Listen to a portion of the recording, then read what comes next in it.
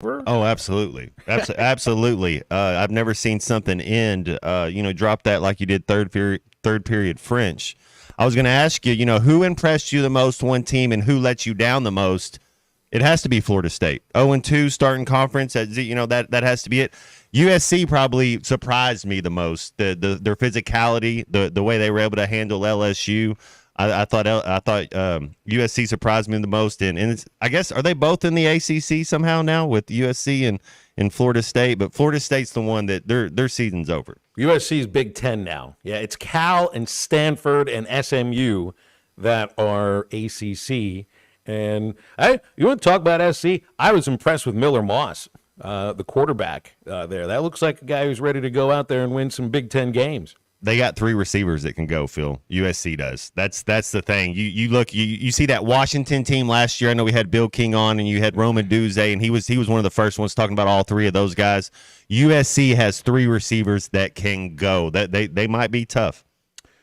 Well, I guess if you're asking like who disappointed you the most, in order to be disappointed, you got to have expectations too. I really don't. I didn't know what to expect out of Texas A&M, but I guess I would have expected more than 13 points at home. I guess I would have expected better than what I think was rated as the single worst performance of any quarterback in Power 4 football, and Connor Weigman, 12 out of 30, 2 interceptions, no touchdowns, and just 100 yards. And a team that didn't manage a touchdown until it felt like it was way too late. So, I mean, I guess I might go with A&M, but I don't know if I had many expectations for them. I thought they would play better. What I saw, Phil, was a Notre Dame team. If you go back and remember when they had Manti Te'o, they played Alabama in the national championship game, and they couldn't, both sides of the line of scrimmage, offense and defense, they didn't belong on the field. That's what I noticed, and it surprised me. I thought A&M up front, that's why I had A&M at that game at home, was that their offensive and defensive line would be able to get the push. Notre Dame looked like the more physical team.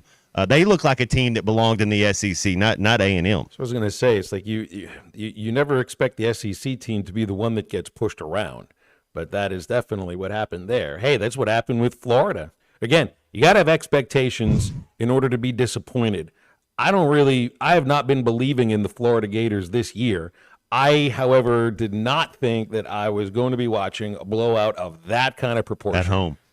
No kidding. That's right. Where they were calling, I mean, they're already calling for Napier's head. I mean, you lose a game, that's one thing. You get embarrassed at home against an historic rival on national television, and it was obvious from the start.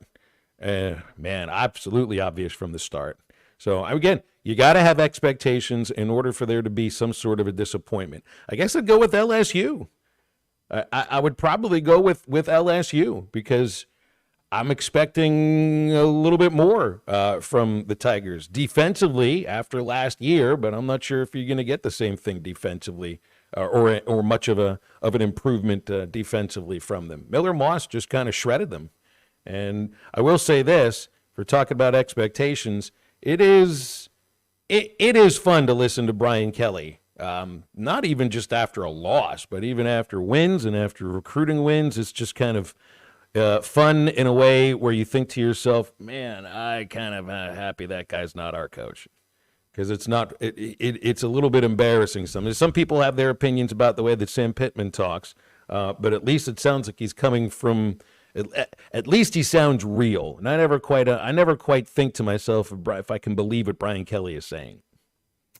Yeah, Coach Pittman, he sounds like he's a guy from Arkansas. He sounds like he's one of us. Coach Kelly, I think he's a chameleon. I think he just adapts to whatever, because that purple and gold, it kind of shines. Whatever he thinks you want him, whatever he thinks he's supposed to say, I think that's the avenue he takes. Well, here was Brian Kelly. This is the famous fist pound along with a water bottle raise. And we're sitting here again talking about the same things, about not finishing when you have an opponent in a position to put them away. But what we're doing on the sideline is feeling like the game's over. And I'm so angry about it that I got to do something about it. I'm not doing a good enough job as a coach. I got to coach him better because it's unacceptable for us not to have found a way to win this football game. It's ridiculous. Sounds like somebody that was controlling that anger at least a little bit. That's a thing that, hey, in order to lose 5 consecutive season openers, you probably have had to schedule some tough teams. I don't think it gets much easier for LSU in the future either. But I mean, that doesn't mean that their season's over. A loss last year might have meant the same thing. Now it doesn't mean the same. You lose your first 2, especially if it's like Florida State and you lose your first 2 league games. Be a little different losing an out-of-conference game when you know full well that if you win your conference, you are going to the college football playoff. But there's no way it's going to be Florida State now. No way at all. LSU still has some things that they could pick up because they don't even have a league game until next week against South Carolina. And it is officially Oklahoma State week as well, Matt. And this I actually expect to see a really good football game on Saturday at T. Boone Pickens Stadium. I think Arkansas is a more physical team than they were last year. I think that by leaps and bounds. And that's what it's going to take in order to win this game on Saturday is being more physical, and that's something that Sam Pittman touched on yesterday. You're going to have to beat them because they've got a lot of starters coming back. They're not going to make mistakes. They're not. They're going to play sound football, hard, physical. To win, you're going to have to physically go out and try to be more physical than they are because they're a well coached football team. And I think this game, more than surprising somebody or schematics, you're going to have to go whip somebody and physically to win. So it's going to be a slobber knocker a little bit. There it is. I know I've heard Coach Pittman refer to a game as a slobber knocker before. I don't remember which game it was, but it was over the last 2 years. That means there's going to be snot and spit flying all over the football field, man. We had a coach. It's a lunch pail, 2 chin strap game. You better bring a lunch and 2 chin straps because it's like you're going to play the Baltimore Ravens. It's like you're going to play the Pittsburgh Steelers. And I love how Coach Pittman, schematically, both sides know what each other's going to do. There might be a trick play in there. There might be a reverse. There might be a halfback pass. You don't know. I mean, they might do something tricky. Read your keys. But for the most part, it's about whooping another man's ass. And I hope they're ready to go. It's going to be a lot of that going on Saturday. And here's what's happening on this Tuesday on halftime. We can't get Bill King today. He is all booked up, so we'll be wide open in hour number 3. A couple of other guests will join us today. Alyssa Orange, Pig Trail Nation, about an hour. And because the Razorbacks got a big recruiting win, landing 4-star defensive tackle Kevin Otis over the weekend, we're going to talk with Danny West from 24/7 Sports, hogsports.com, in our next segment. There'll also be a lot of time for calls and texts, and we want to know who really impressed you over the weekend and what are your thoughts on Arkansas versus Oklahoma State? If you didn't buy in after a 70-0 win over UAPB, would a win on the road against a team that very well could be competing for the Big 12 championship and returns their entire offensive line and virtually all the playmakers offensively, would that get you to buy in? So that'll be what we lay right in front of you at the start of this show on a Monday-ish Tuesday on halftime. Danny West from 24/7 Sports joins us right after this. Looks like I picked the wrong week to quit smoking. This is halftime. Touchdown, Arkansas! We fought back. We took a punch, and we answered back. He's going to go! Johnson's at midfield, and there he goes! 98 yards. I saw it, but I'm not sure I believe it. Listen to every Razorback football game this season right here on ESPN 95.3 and hitthatline.com. Summer is here and adventure is calling. Visit Southern Tire Mart for a new set of Yokohama tires to get your vehicle ready for summer travels. Southern Tire Mart is your trusted partner for top quality tires, professional services, and competitive pricing. Visit us in Fort Smith at 9700 Highway 271 and let Southern Tire Mart ensure your vehicle is ready for the open road. Southern Tire Mart is a proud dealer of Yokohama tires. We keep America rolling. Hi, this is Lindsay White with White Office Machines. For over 90 years, my family's been serving the greater Fort Smith region with the image industry's newest technologies, as well as providing superior customer service through long-term business relationships. As the area's only authorized Kyocera document solutions dealer, White Office Machines provides the best value with high-speed copiers and the latest multifunction printers. Stop by our office in downtown Fort Smith or in Russellville. Follow us on Facebook or go to whiteoffice.com. White Office Machines since 1929. Some days you hit snooze, but not today. Today you have to go on a run to get burgers for the tailgate. You've got to haul something heavy, a cooler stocked with Bud Light. You've got beer and football, nothing is hard, until the other team scores. Bud Light, easy to drink, easy to enjoy. Enjoy responsibly. 21 plus, copyright 2023 Anheuser-Busch, Bud Light Beer, St. Louis, Missouri. The best things in life never change. They just get better, like Hardee's Original Bag, just $6.99.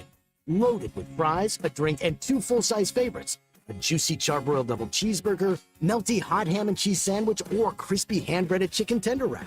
Choose any 2 plus fries and a drink, all only $6.99. Hardee's Original Bag, loaded with handcrafted goodness. It's the greatest meal deal for your buck. Available for a limited time at participating restaurants. At Dobson Fiber, we're helping you build stronger connections by bringing the fastest internet network available to your business. Why fiber? Fiber internet provides reliable, symmetrical, blazing speeds. Without any interruptions or buffering, you can rely on Dobson for all your data needs. With Dobson Fiber as your premium internet provider, you can focus on the things that matter and the connections you build. To see if fiber is available to you, visit Dobson.net. Dobson Fiber, building stronger connections. Precision Garage Door features the finest quality materials, installation, and service for all your garage door needs, including garage door repair and new garage doors and openers. Fully licensed and insured with the largest showroom in Northwest Arkansas at 1907 Town West Drive in Rogers and in Fort Smith at 416 North 10th Street. Call Precision Garage Door today at 844-PDS-DOOR or check them out online at PrecisionDoorNWA.com. Financing is available. Precision Garage Door, voted best garage door company of Northwest Arkansas and the River Valley.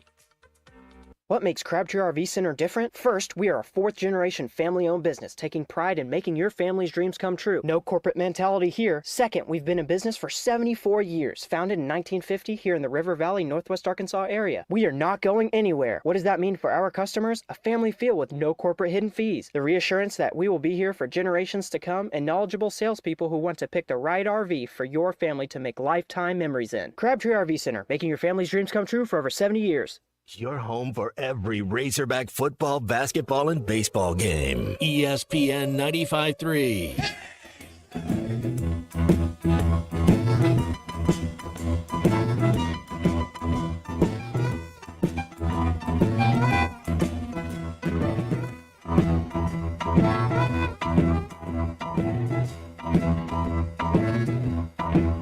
I'll keep your eyes on the road you have. Wheel.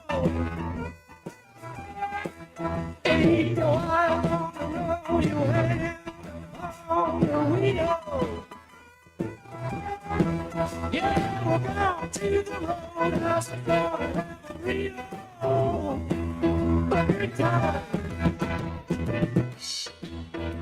Find Halftime on 99.5 in Northwest Arkansas, 95.3 in Fort Smith and the River Valley, 96.3 in Hot Springs and Central Arkansas, 104.3 in Harrison and Mountain Home, and everywhere on hitthatline.com. Join the conversation. Call or text 877-377-6963. Now back to the hosts. Here's Phil Elson and Matt Jones. All right, headed over to the hotline here. Danny West is joining us, a recruiting expert extraordinaire from hogsports.com and the 24/7 Sports Network on a Monday-ish Tuesday. Danny, does having the 4-day weekend screw around with you a little bit, or was it welcome for you? Not really. You know, I was laughing at Trey Bitter yesterday. He put out there that Labor Day doesn't exist for us. You know, we still got to do Monday press conference and all the things. So, yeah, it's really...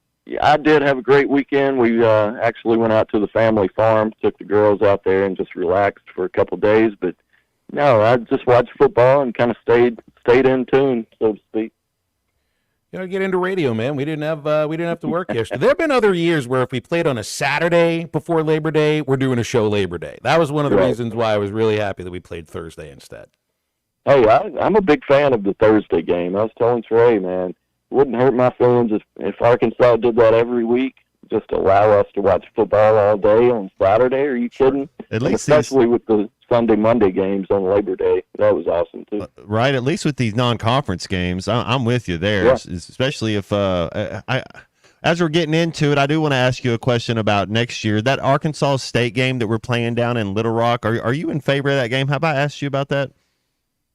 I don't know if we've talked about that or not, but you know what? I'm in favor of it as long as, I think we got to get away from the UAPB thing, right? I'm just not sure what's to gain there, especially if you're shortening quarters and, people can make a big deal about that or not, but you are taking away some reps when you're that lopsided, I guess, in a game. So I think it'd be good, Matt. If nothing more, it'd get people talking, during talking season. That'd be fun, but it's only good for Arkansas if they win it, and they're expected to win that every time they play them. So that's the way it needs to go, right? Well, last year after the your game against Western Carolina, you take a smaller step up against Kent State, and then you saw some other reasons why maybe you're about to see the kind of season that you had. It's much different playing against an Oklahoma State team because Kent State the year before, I think they'd won one game, maybe two games.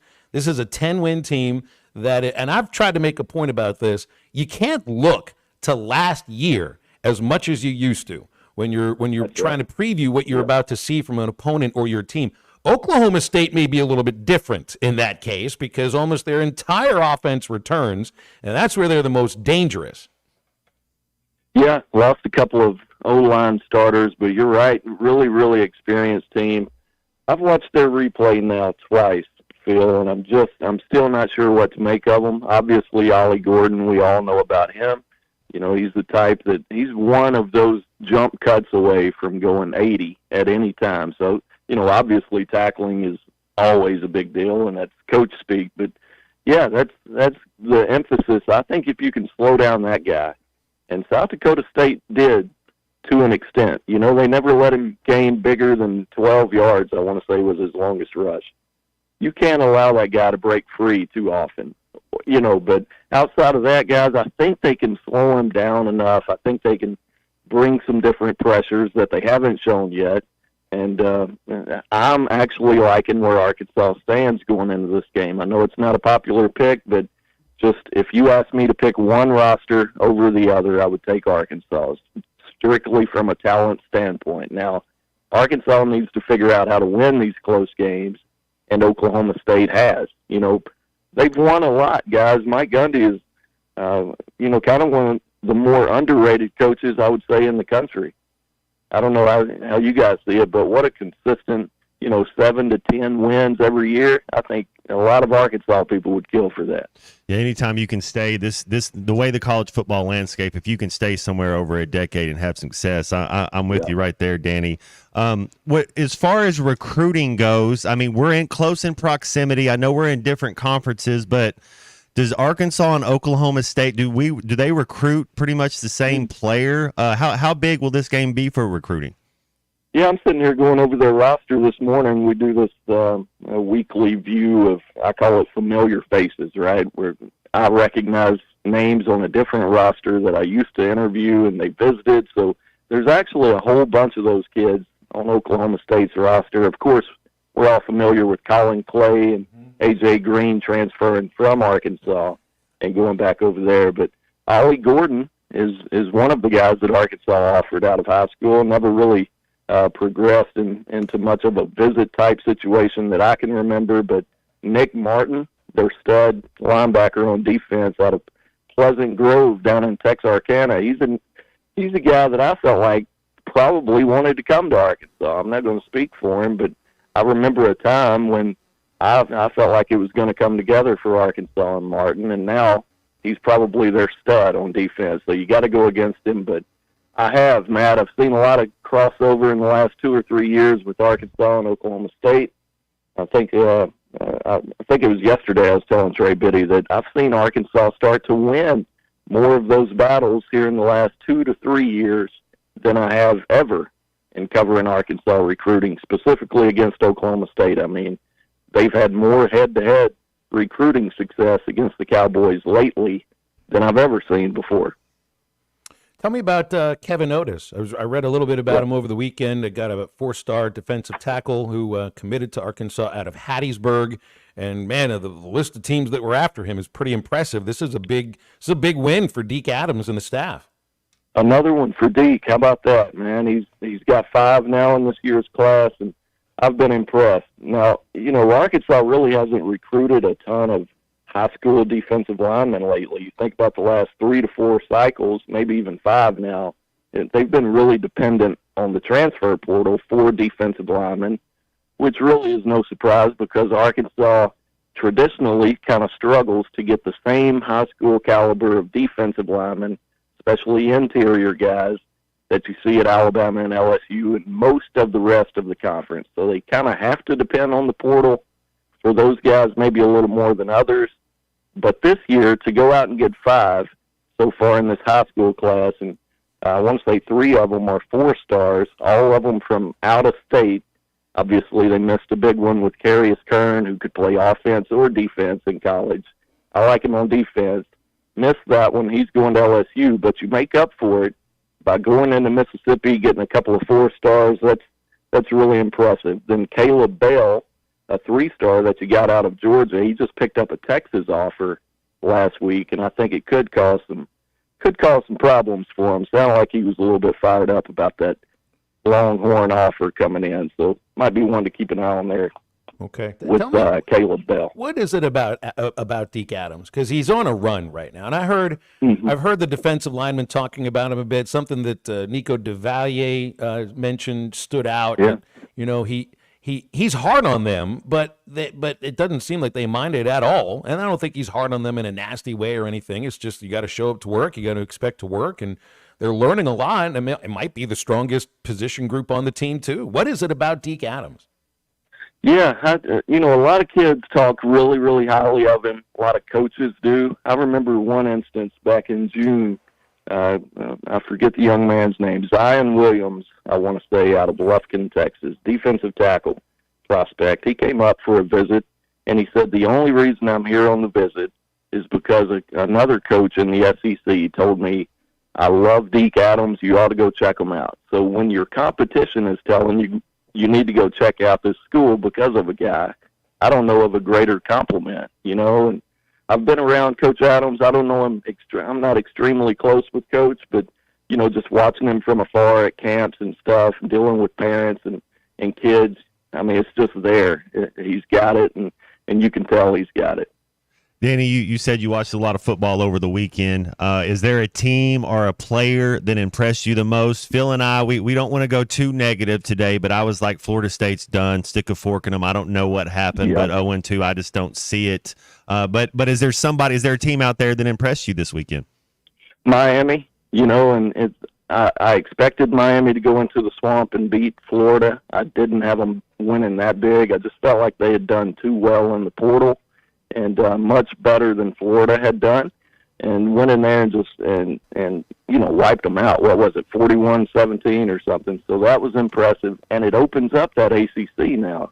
When you look at Florida State and Clemson, they hung with them for a little bit, but we saw the difference there in the second half. So Clemson, I think it's wide open for Miami now, as well as NC State in the ACC, but Miami jumped out to me, and I tell you what, in a losing effort, that A&M defense is really, really stout.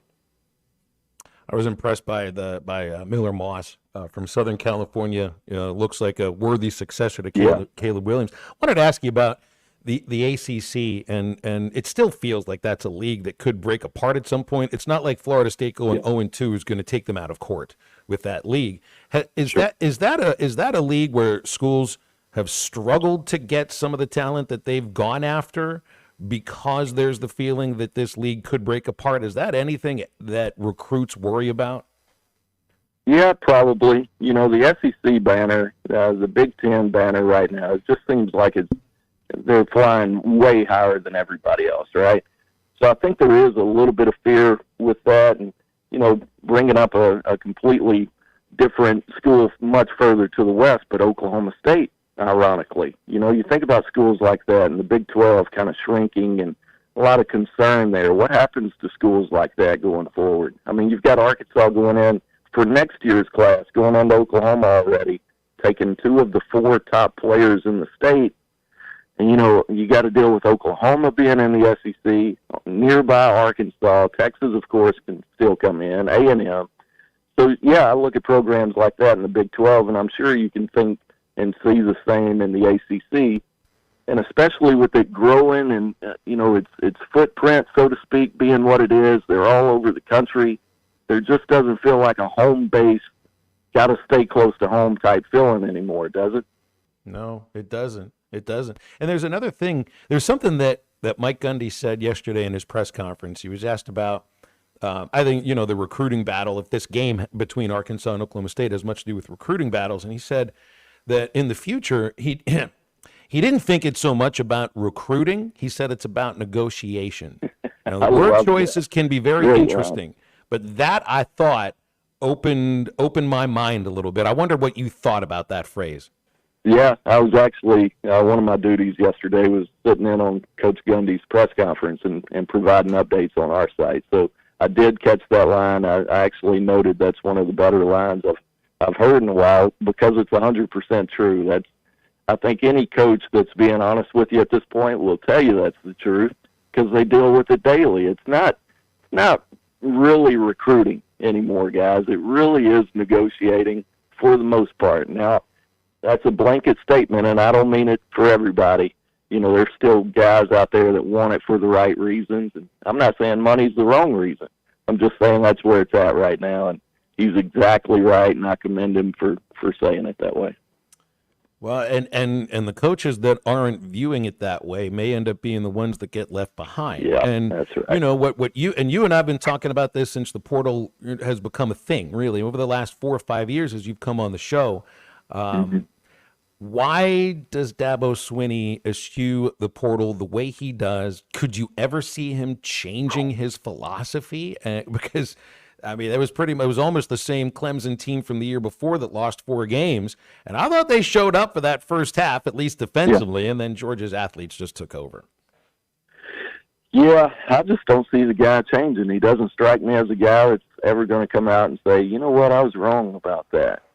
let me go back and give me some players from Miami and Georgia to come in. I just can't see him ever doing it. I think he's going to try to stick it out. And, you hear a lot of the national guys talk about the culture there being probably the best, in college football because they do hold on to players and develop them.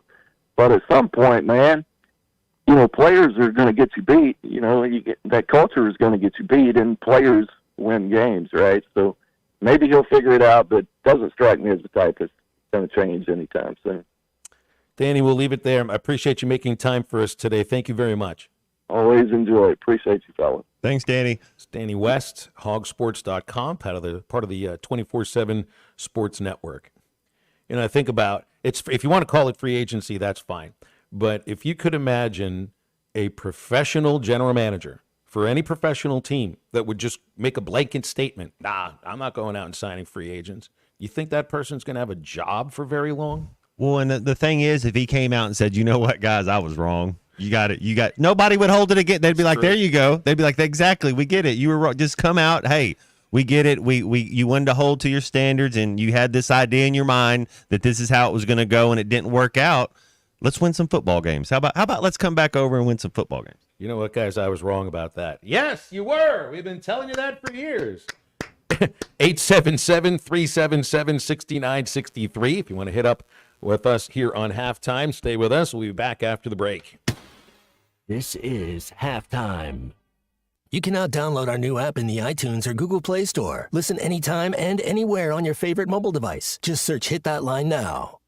Bet Saracen is Arkansas's #1 mobile app for placing sports wagers. There's big news in the mobile sports betting business. Bet Saracen was just named the 15th largest sports book in America. That's because Arkansans like to do business with a winner. Find all your winners on Bet Saracen. Download it today. and look for my Double R prop bet specials. I pick 'em, you win 'em. Bet Saracen is Arkansas's favorite sports wagering app. Gambling problem? Call 800-522-4700. Summer may be slowing down, but the deals at Vivid Seats haven't. Whether it's scoring MLB tickets for a night at the ballpark or locking down the biggest matchups for the upcoming football season, Vivid Seats has you covered. With the only rewards program in the game, plus an amazing selection of tickets, Vivid Seats has something for every fan. Catch the deals you want for the games you crave, all backed by a 100% buyer guarantee. Just visit vividseats.com or download the app today. Vivid Seats, the official ticketing partner of ESPN. You're listening to Halftime Live from the Crabtree RV Center studios. Crabtree RV Center, where RVing is life. Evans Body Shop is a family and woman-owned business started in 2006 with strong ties to our community and owners that truly care about our customer satisfaction. EBS is also an iCar Gold Class certified, and our techs are trained on the most up-to-date repair processes are ready to work for you. We know you have a choice when it comes to choosing a body shop, and we are honored that our business has been built on repeat and referred customers. Call or come in today to see why people say Evans Body Shop, where we meet the nicest people by accident.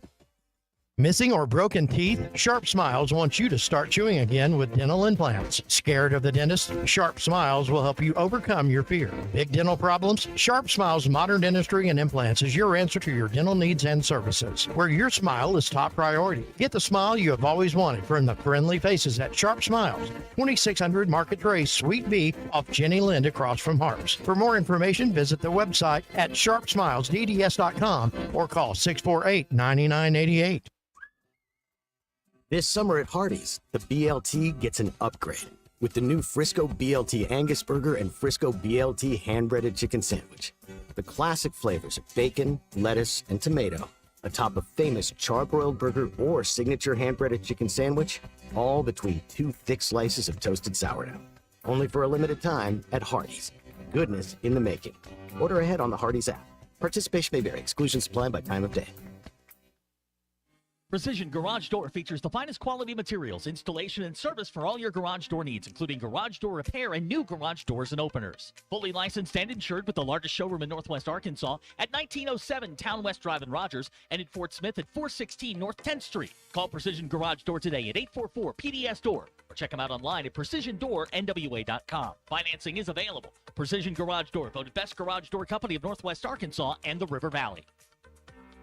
Hi, this is Lindsay White with White Office Machines. For over 90 years, my family's been serving the greater Fort Smith region with the image industry's newest technologies, as well as providing superior customer service through long-term business relationships. As the area's only authorized Kyocera document solutions dealer, White Office Machines provides the best value with high-speed copiers and the latest multifunction printers. Stop by our office in downtown Fort Smith or in Russellville. Follow us on Facebook or go to whiteoffice.com. White Office Machines since 1929.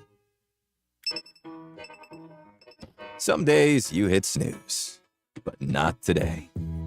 Today you have to go on a run to get burgers for the tailgate. You've got to haul something heavy, a cooler stocked with Bud Light. When you've got beer and football, nothing is hard, until the other team scores. Bud Light, easy to drink, easy to enjoy. Enjoy responsibly. 21 plus. Copyright 2023 Anheuser-Busch Bud Light Beer, St. Louis, Missouri. Your home for every Razorback football, basketball, and baseball game. ESPN 95.3.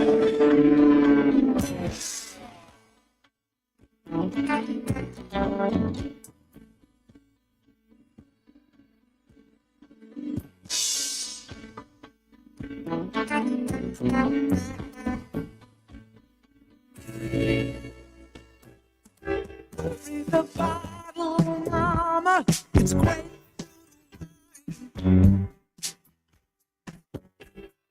Take off your high heel sneakers. It's high.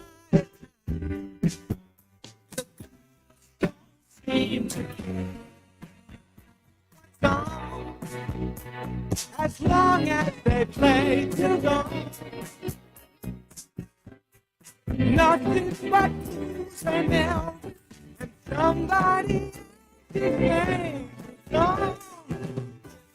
Welcome back to Halftime with Bill Elson and Matt Jones. Got a question or comment for the guys? Call or text 877-377-6963. Let's get back to the show with the voice of Arkansas Razorback baseball, Phil Elson, and Razorback football legend Matt Jones.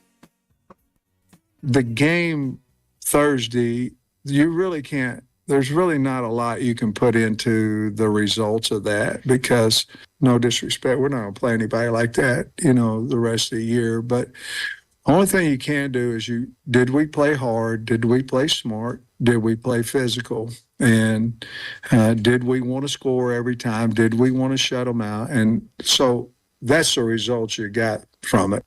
Yeah, Mike Gundy pretty much said the exact same thing, while also complimenting South Dakota State's schematics and coaching ability and the way those guys played. But, think about it in these terms. South Dakota State is the best FCS team in the country. They've won back-to-back national titles.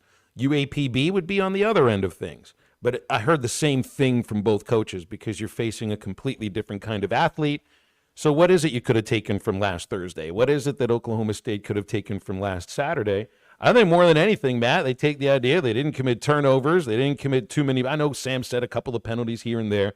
I don't know if I'd say that was all that much of an issue because they were just trying to, nitpick a little bit. Tackling, now that's something that's going to be, I'm not going to say an issue, but that's a major aspect of what you got to do against Oklahoma State. You watch some of the highlights of Ollie Gordon, and they feed him. I think after they realized what they had in him last year, 4 games in, he carried the ball more than anybody in the country. And already, even in the first game of the season, they've given him a pretty good workload against an FCS team. He carried it 28 times. He breaks a ton of tackles. And Sam kind of tried to focus on the idea we're going to have to get him down one-on-one, but we also have to make some really small spaces for him to try to fit through and box him up. But tackling Ollie Gordon, obviously, is going to be key on Saturday, and tackling, I think, was one thing that Sam did touch on from last Thursday. Yeah, you don't tackle Ollie Gordon, he'll embarrass you. We had 6 penalties, I believe. You had a punt return called back. Jaquindon put the ball on the ground. That first play ended up not going out. Then we, didn't cross the goal line, or did we? I thought we did cross the goal line. He drops the ball a little early. First pass went through the other defender's hands. So yeah, there's a couple of things to clean up, but talent-wise, yeah, we were the more talented team. And the thing you have to be careful about as safeties, you gotta feel. It's they're gonna hand it to him like you said. He's gonna touch the ball 24, 25 times, and then when they play action you better read your keys because then they'll throw it over the top of you. So that'd be big. You don't want to give up a 68-yard touchdown pass. You don't want to give up explosive plays. Keep it all in front of you. But tackle in space, gang tackle. You got to pursue. You got to take the proper pursuit angles. Read your keys. The ball's going right or the ball's going left. Start taking the proper pursuit because, like you're saying, make that space small. That's how you do it. Is reading your keys, reacting, making that going fast, playing fast, making that area small, not giving him a crease because he is talented. If you give him a crease, I don't know what the yardage I don't know what you think it is, Phil, but clearly you want to keep him under 100 yards rushing, but you don't want Ollie Gordon to have 200 all-purpose yards on you. That's probably going to be a bad sign. Our tackling is something we needed to get better just from our Thursday night game.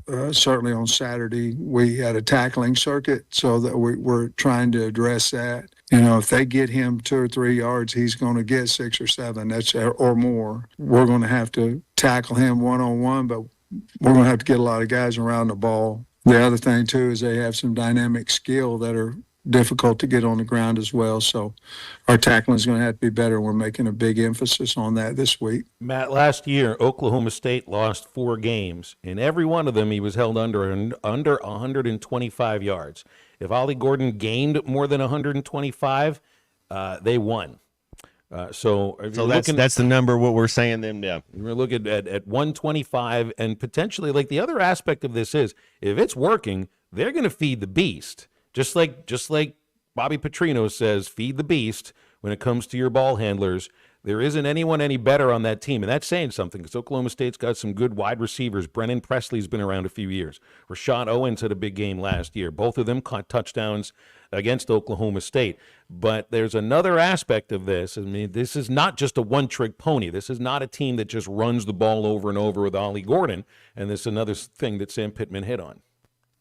If you press them up, you're going to get tested deep. Now, they have so many things they can do, with the RPO, with handing it off to Gordon. Their bubble game, their screen game is a big part of what they didn't do it as much Saturday as what I think what I know they've done in the past. But if you press them, they're going to go deep on you. If you don't, you're going to have the bubble or hand the ball off, because normally you're in a box that's number-wise is going to give them advantage handing the ball off to Gordon. So coming into the year, it felt to me, Matt, like the defensive line, for just looking defensively, defensive line is probably the number one position group. We had questions about linebackers. I think some of those, not like they'll be answered on Saturday, but you're going to learn a lot more about them Saturday than you did last Thursday.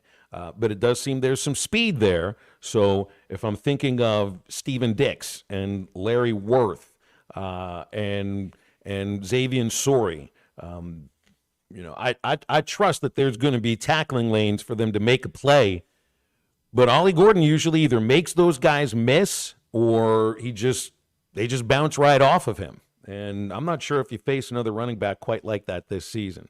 On the other hand, I think Arkansas may have that style of running back in Jaquindon Jackson.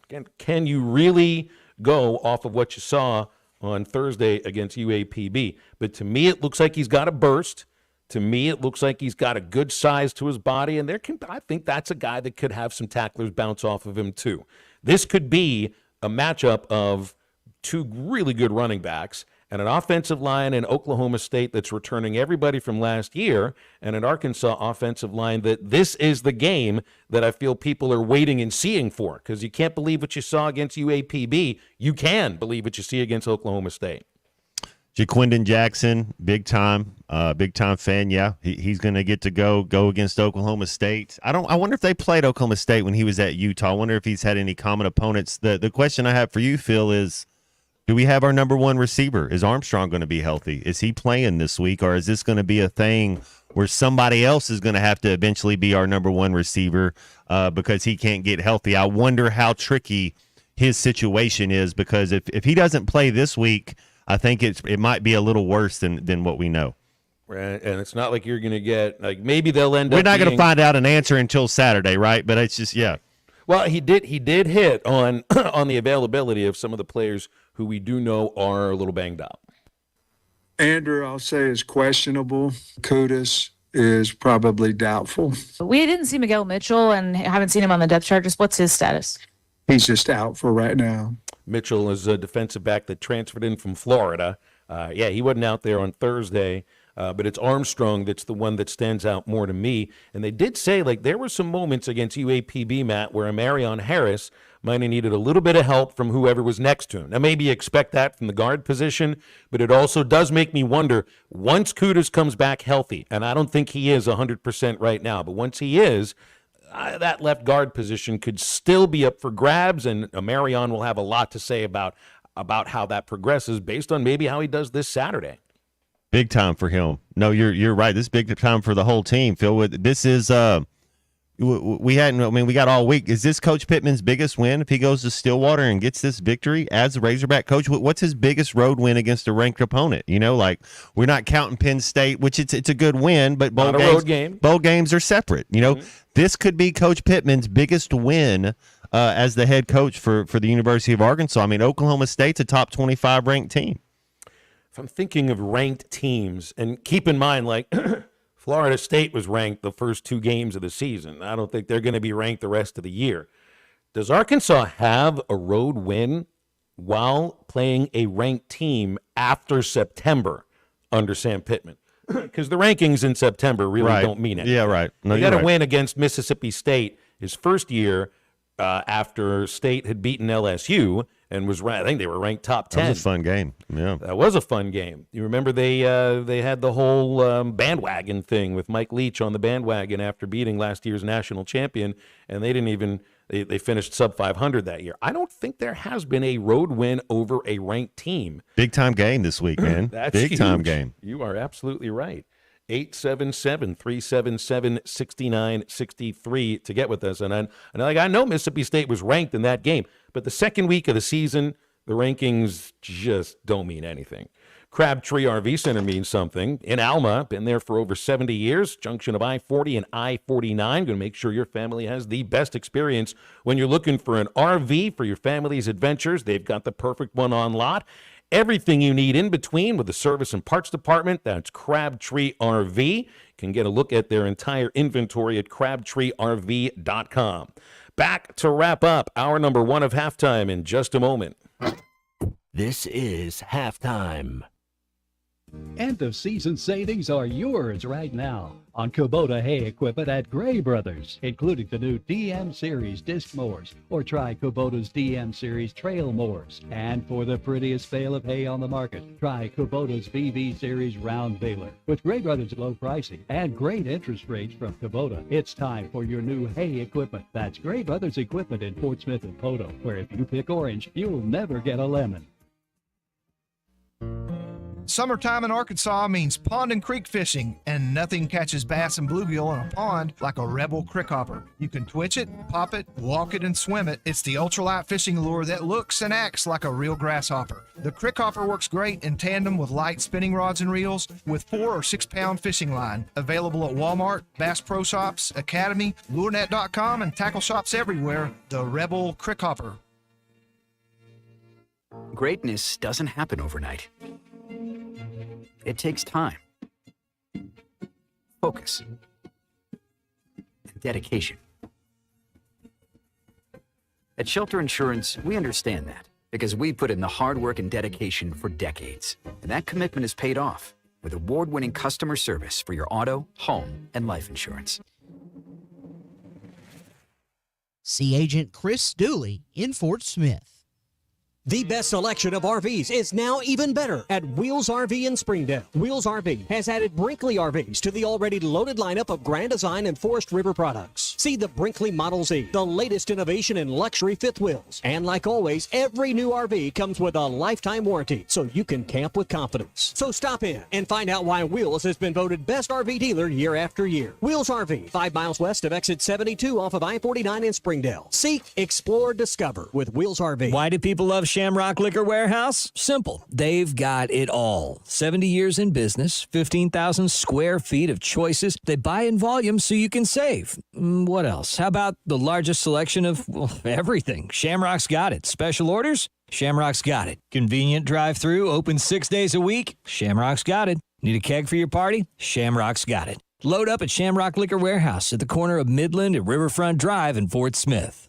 Arkansas Fuel Injection in Fort Smith has been providing quality work for all new and rebuilt diesel pumps and injectors for over 25 years. They are a certified diesel shop with a team of quality technicians that ensure the highest quality workmanship and warranties all their work. They are open Monday through Friday 8 to 5 and has emergency service available 24 hours a day. For all your diesel pump, fuel injection, and parts needs, stop by Arkansas Fuel Injection, 6300 South 29th Street, Fort Smith. Call them today at 1-800-817-7709. Arkansas Fuel Injection.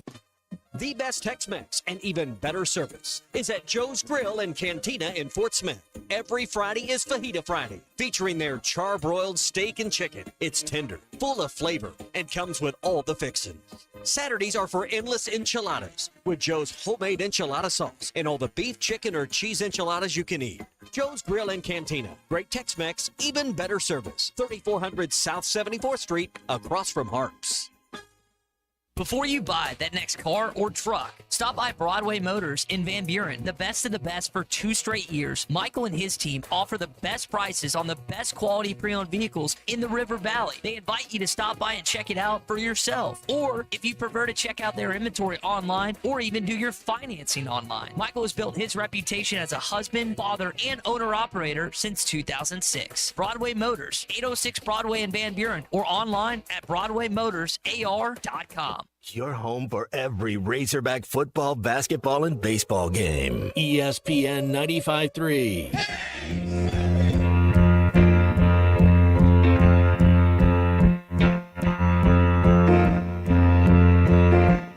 After my eyes have seen the years and the slow parade of fears without price, now I want to understand.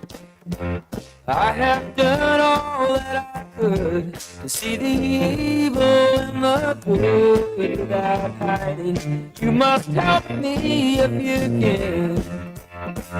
Doctor, my eyes, tell me what is wrong, 'cause I am wise to leave them open for so. You're listening to Halftime with Phil Elson and Matt Jones. Want to jump in the conversation? Call or text 877-377-6963. Now, here's Phil Elson and Matt Jones. All right, we got a couple callers on hold. Let's try to get to them before the break. You do have a short segment here, so we might have to be quick. Brian's up first, noted Razorback fan in Ozark. Brian, what's up? How are you? Hey, what's going on? Hey, it's a Monday. I talked to you in a while. You been doing? Yeah, what do you mean you didn't talk to us for a while? You called 3 times last week. Did I? I don't remember. I talked to so many people, but yes, you are a social butterfly. I've always thought that. Hey, watching that game, I think we can all pretty much agree that regardless of the outcome of that game, Arkansas really didn't show too much. UAPB is UAPB. They're a inferior opponent. So, in my opinion, that game didn't even mean anything. Well, I think Sam Pittman kind of addressed that as well. It doesn't mean much from one week to the next. I think that's all it is. Got out of it healthy. It was a jamboree type game. You wanted to see effort and physicality. I mean, That's some groundbreaking analysis. The right there. UAPB team, I think, Phil, when we talked about it, I said they might have one running back that could get on an SEC roster. That was their one guy that maybe had a little talent. Let's go to Juwan in Fayetteville, who usually is a little better analyst. What's up, Juwan? How you doing? We got a short segment, though, so you got to be quick. Doing all right. Good. Go for it. I'll be quick. I'm looking at the Oklahoma State-Arkansas game. Mm-hmm. If we go over there and beat those guys, yes, that would probably be the biggest win for Coach Pitt because they're pumping Oklahoma State up like they're a playoff team. So we go over there and beat them in their home field. That's got to look good for the Razorbacks. And it gives us a good preparation for going into the SEC because Ollie Gordon is a good running back, but I think we're going to face some better players coming down the line, fellas. I think you're right with the better offensive line, too. So you add a better running back. I think Ollie Gordon is an SEC type of back. He would start on a lot of teams. But when you get into more physical teams in the SEC, I think you could be right. It's just that this team is built on being physical. That's part of it. I don't think that they've built themselves to be an SEC team, but I think they've built themselves to stand out in the Big 12. They're picked to win the Big 12, right? Them and they're Utah. one of the 3 teams: Utah, or K-State, or Oklahoma State. Utah's physical. I think so. Seventh year quarterback. Mm-hmm. That helps when you're 28 playing with 18-year-olds. Hey, Utah's got an 8th year quarterback, and Oklahoma State's got a 7th year quarterback. Does anybody check on K-State if they've got a 6th year quarterback? These things kind of make sense. If you're not a 5-star or 4-star kid coming out of high school, like if you're a 2 or 3-star, it would behoove you to go somewhere for a year or two and just grow and keep getting, mature, and then be 21 and come in and try to be a freshman. The way you can make money. Now, if you're a 5 or 4-star, you're making your money now. But the late bloomers, kids in high school, it's like, man, you go back and see them 2 years later and it's like they're ready to go. It's just they weren't there yet. Yes, Brian. I heard Brian on Chuck and Bo this morning. I think he predicted a 3-touchdown win for Oklahoma State. I'm not making any predictions on wins or losses. I think Arkansas is going to show up. I think they're going to look like they belong, independent of the win or a loss. But I like to see them beat Oklahoma State? Absolutely. Yes. But I do expect that they'll show up and they will look like they belong.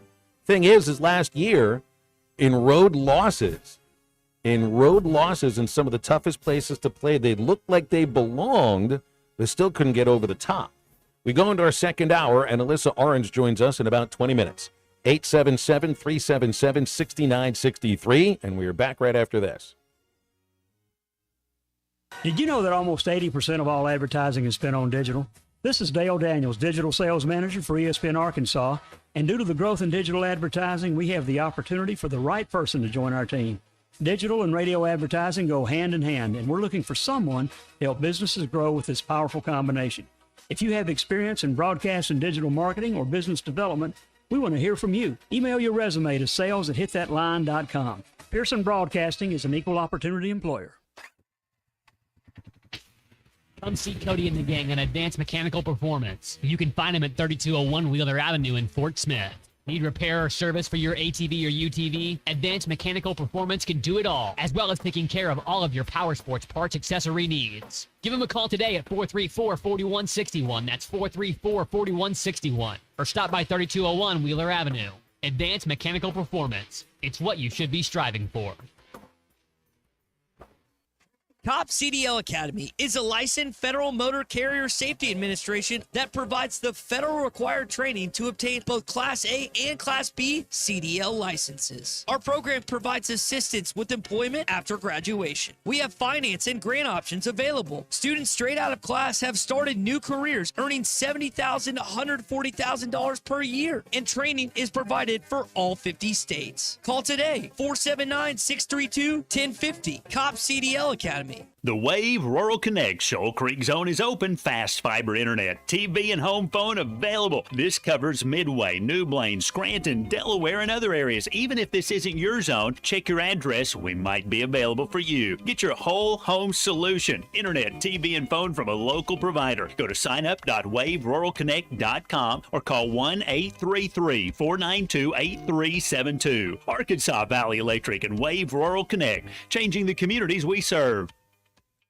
The Solid Rock has been locally owned for over 46 years. When was the last time you were there? So much more than a bookstore. They have Christian t-shirts, church supplies, Bible studies, devotionals, home decor, gifts, and of course, a large selection of Bibles. And Bibles are engraved free of charge while you wait. Now, you can get custom laser engraving on select gift items and some Bibles. Located next to Sam's Club on South 74th, The Solid Rock is your source for faith-based books, music, clothing, and more. The Solid Rock, 452-4844.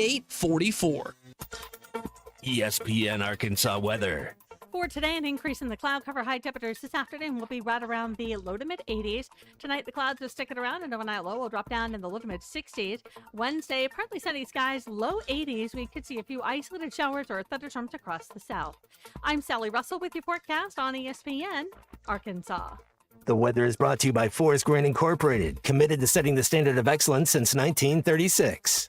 KERX Paris Fort Smith. This is Halftime, coming at you from the Crabtree RV Studios on ESPN 95.3. Coming to you live from the Crabtree RV Center Studios. Broadcasting on ESPN Arkansas and streaming on hitthatline.com. We got a good one tonight. You got a team in here that we respect it.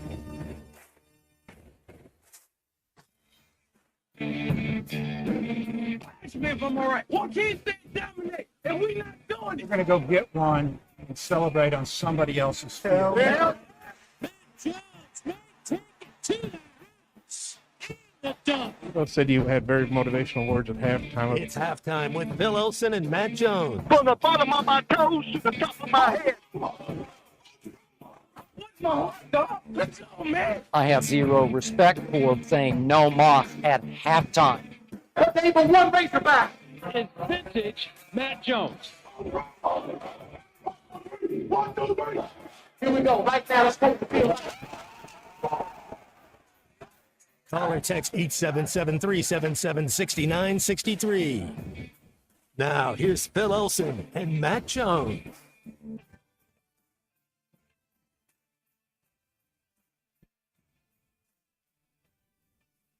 1 minute after the hour, it's halftime on ESPN Arkansas and hitthatline.com. Phil Elson along with Matt Jones.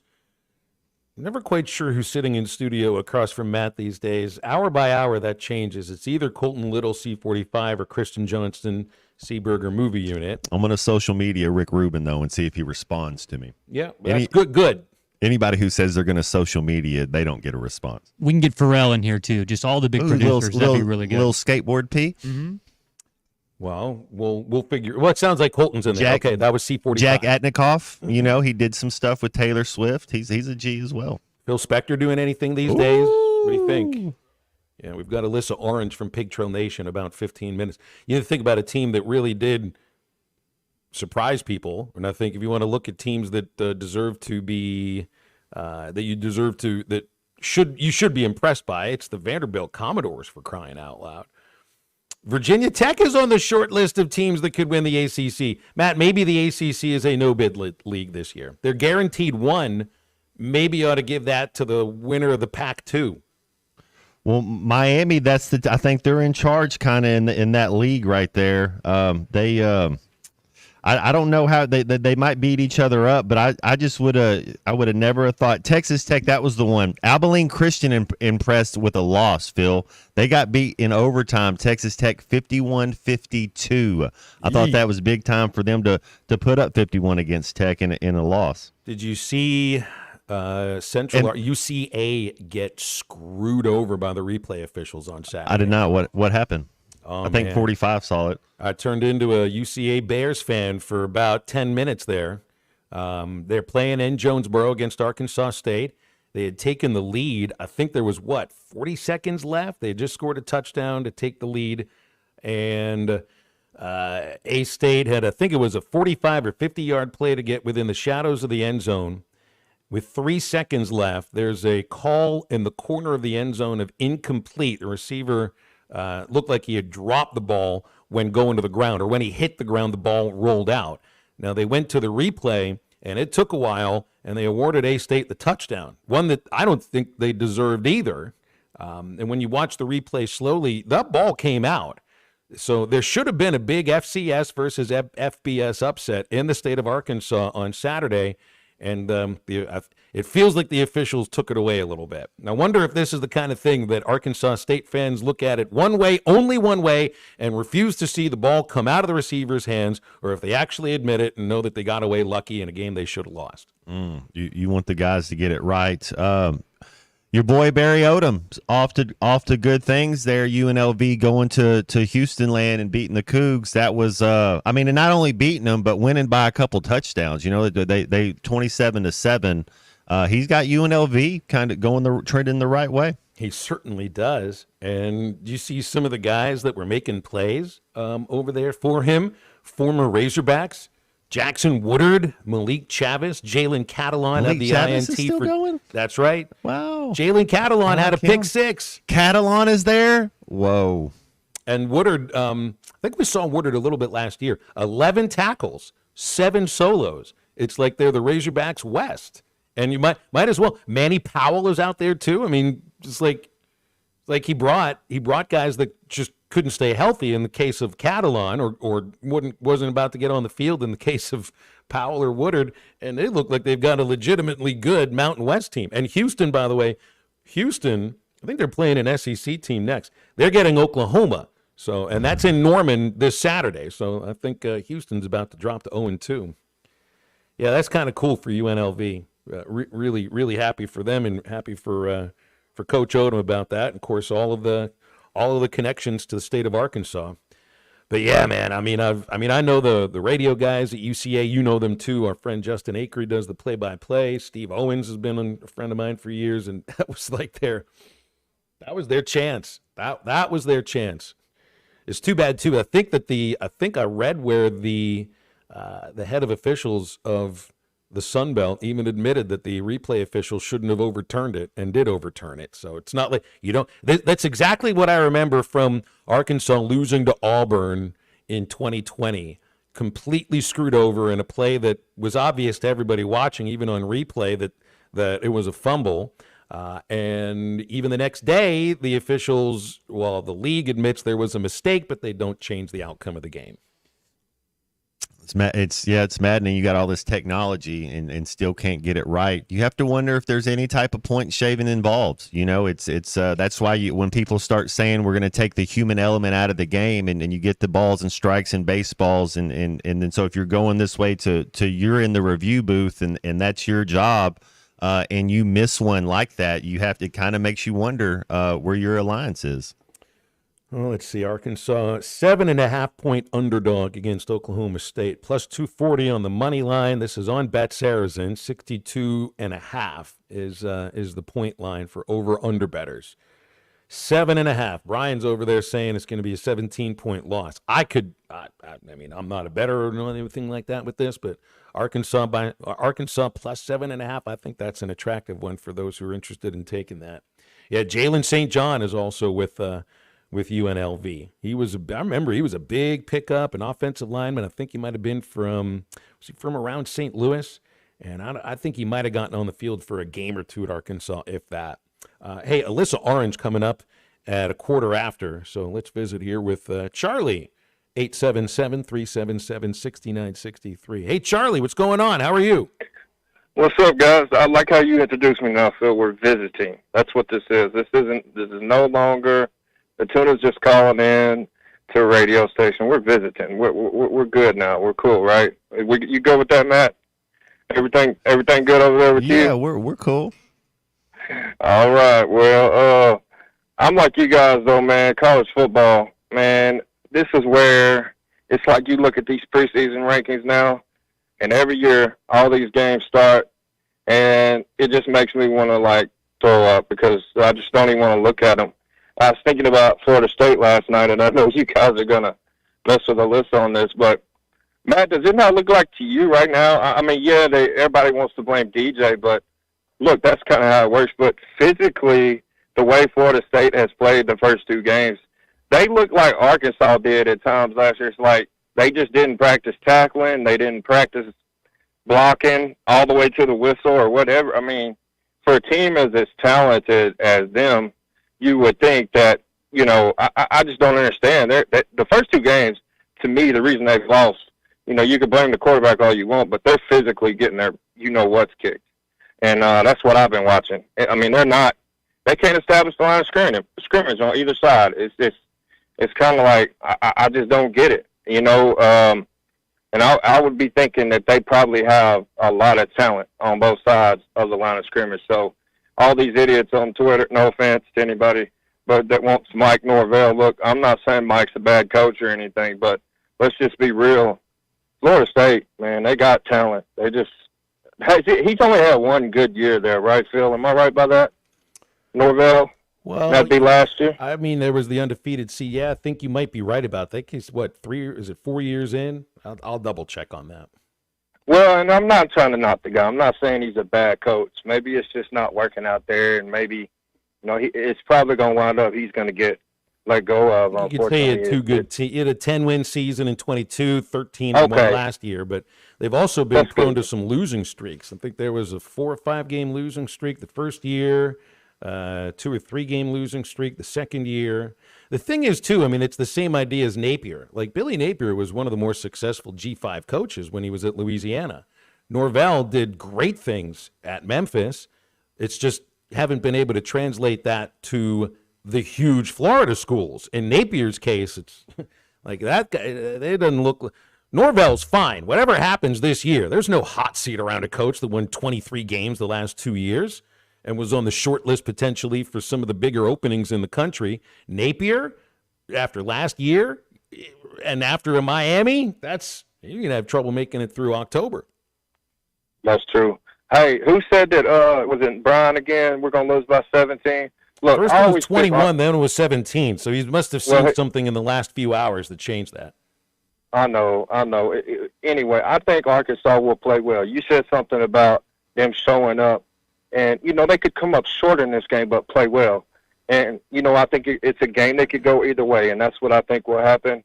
I think we can win this game, obviously, but we'll see. It's just going to come down to situational football, and if they play better than Oklahoma State in those situations. Anyways, y'all have a good one.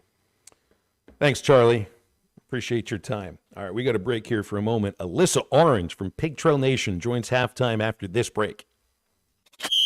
This is halftime. We'd like our program to reflect our state, the great state of Arkansas. Loyal, tough, hard-working.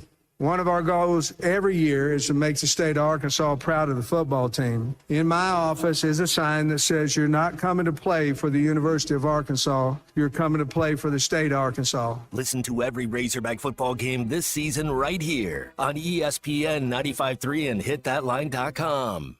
Hey, this is Dr. Charlie Liggett with River Valley Smile Center.